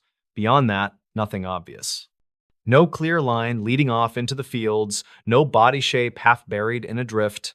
Additional units arrived, along with a county search team and a plow used to block off part of the lane. Over the next hours, they expanded the search grid, walking parallel lines with poles, probing under suspect humps, checking every culvert and ditch along that stretch. A thermal camera from a nearby department flew overhead by helicopter when the weather loosened enough, scanning for warm shapes in the cold field. They found nothing. No injured woman hiding behind a barrier, no clear sign of someone having fallen down a bank, no discarded thin coat that might have belonged to the stranger behind the headlights. The only physical objects connected to Rena were her car, her phone, her bag on the back seat, and a crushed packet of breath mints on the floor. In the first days, most people assumed a simple explanation. Perhaps she had panicked after the small collision, gotten disoriented, and wandered away from the road into the field. In winter, that kills quicker than many realize. Bodies sometimes surface in spring thaws, near fence lines or drainage channels, where snow hides them all season. Yet, as weeks passed and snow receded, deputies walked the fields again under gray skies and found nothing. Dogs brought in to retrace scents along the highway gave confusing results. They alerted near the car itself, then followed a short trail across the median toward the opposite shoulder, where the scent seemed to scatter. No strong line led into the open field beyond. Reviewing the audio became a regular ritual for Arlen Keene, the same detective who had worked other winter disappearances. He did not like unsolved things, especially ones where a person's fear was recorded in real time. He listened to the bangs on the door, the scrambled sounds, the muffled second voice. Each time he wondered whether he heard more detail or whether his brain was filling gaps. An audio tech from the state lab ran the tape through filters, isolating frequencies, trying to bring that second voice into focus. The report they produced said a few words might be present, including what sounded like a short command and possibly a name, but the quality was too poor for certainty. Any interpretation risked forcing language onto random noise. Investigators canvassed the few houses near that rural stretch, talking to residents who occasionally heard highway crashes through their bedroom windows. One older man said he had heard sirens that night and gone briefly to his porch, but he had not seen anything except lights moving through the snow curtain. A couple in a small farmhouse reported hearing a loud horn blast just once, then nothing. Carla, the dispatcher, replayed the call in her head outside the tape. She kept focusing on the detail about the coat, the idea that someone was out there in thin clothing on a bitter night. She wondered whether she should have kept Rena talking about details longer, whether asking about age, height, or any distinguishing feature could have given them something more concrete than that haunting phrase. Months later, a trucker dropped a small piece of information that twisted the case slightly. He called the tip line after seeing a news piece about Rena and said that on that same night, he had been driving the highway in question. He remembered passing a small car half off the lane, hazard lights going, and another vehicle pulled up behind it. He could not say the exact mile marker, but he thought it was near the same curve. In his memory, the rear vehicle looked like an older sedan, with one headlight dimmer than the other. Snow blurred the details. He had assumed it was a trooper or Good Samaritan helping, and the conditions were bad enough he did not want to brake hard, so he kept going. When shown photos, he could not confirm any make or model. Still, his description of the staggered headlights matched no marked patrol car in the area. Highway units that night all had functioning light bars and symmetrical headlights. None reported parking behind Rena's car before the initial trooper arrived. Whatever vehicle had been there when the trucker passed left no obvious trace when authorities got to the scene. Later, a freelance producer named Eliza Crane picked up the story for her series about strange emergency calls. She was drawn less to any hint of the supernatural and more to the way real danger and pure uncertainty braided together in winter cases. She interviewed Carla, who still worked nights at dispatch, and Arlen, who kept the case file within arm's reach on his crowded shelf. Eliza pulled weather radar archives from that night, overlaying the band of heaviest snow with the timeline of the calls. The worst visibility hit right around the window between Rena's call to her brother and the arrival of the first trooper. On her podcast, she described it as a perfect storm of timing where someone could approach a stranded car under cover of swirling white and leave again before law enforcement could safely drive full speed. She also dug into reports of people walking the highway in storms. Patrol logs showed occasional contacts with hitchhikers, drivers whose cars had died, and once a confused older woman wandering after a minor crash. On 2 different nights within that same winter, troopers had responded to reports of a person in a thin coat walking along the shoulder miles from town. But in both instances, the person vanished before units arrived, leaving only faint tracks blown over. Whether those were unrelated incidents or part of a pattern, no one could say. People living on the fringe sometimes walk dangerous roads because they have no other option. A thin coat on a freezing highway might indicate poverty, mental illness, or simple bad planning, not mystery. One theory that Eliza highlighted came from a retired trooper who had worked that district years earlier. He believed Rena might have been the victim of an opportunistic crime. someone who used storms to approach stranded drivers under a friendly guise. He pointed to separate cases where robbers targeted cars at rural gas stations during outages, counting on chaos to cover their movements. In his version, the stranger in the wrong coat knocks, offers help, maybe claims to have a nearby house, then pressures the scared driver into leaving the car. Once they are on foot in the whiteout, away from the safety of hazard lights and recorded calls, anything can happen. A struggle just beyond the plow bank could go unheard. A forced march towards some unseen vehicle off an access road could leave only scattered tracks. The more ordinary possibility is simpler and no less tragic. Rena might have panicked when the stranger banged on the door, then decided on her own to leave the car, thinking she could walk to a visible light or structure. The second set of prints could belong to that same stranger, trying to help or simply passing by.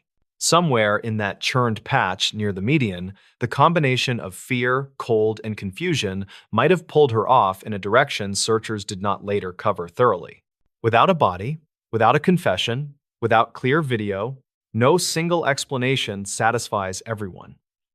Families tend to cling to the version that offers the most sense, not necessarily the most comfort. For Rena's parents, the idea of a random predator is unbearable. Yet so is the thought of their careful daughter walking away alone into the kind of storm she had grown up respecting. The call itself remains the center of the story. A young woman in a car, surrounded by snow, trusting a calm voice in a warm building miles away. A stranger's headlights appearing suddenly in her mirror, footsteps crunching closer, a complaint about a coat that did not make sense for the conditions, then two sharp bangs and empty air.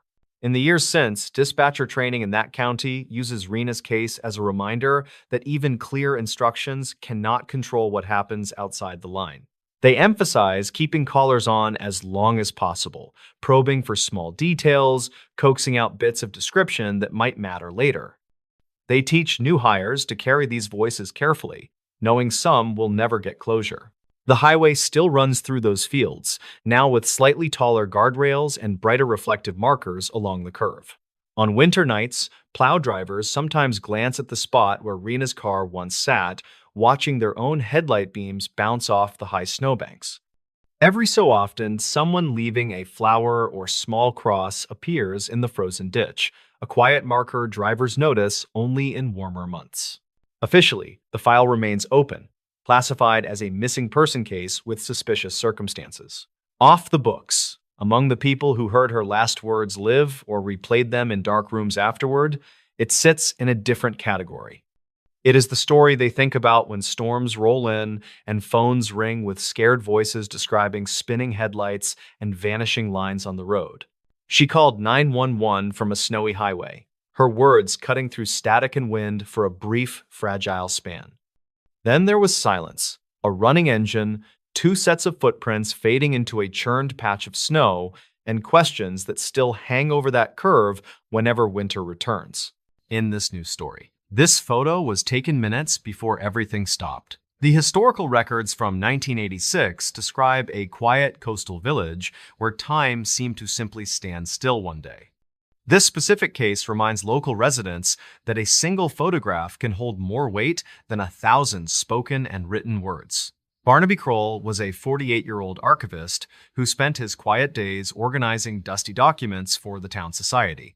On a warm Saturday in 1986, he attended the annual summer festival to capture images for the future generations. The salty ocean air was thick with the scent of fried dough and the distant sound of a local brass band. Barnaby adjusted his heavy camera strap as he walked through the crowd of laughing families and excited children near the pier. He was tasked with documenting the joy of the community before the long and lonely winter months arrived once again soon. The town was small, and everyone knew each other by name and occupation, which made the archive work very personal today. While Barnaby was walking near the old lighthouse, he found a discarded camera sitting on a weathered and salt-stained bench.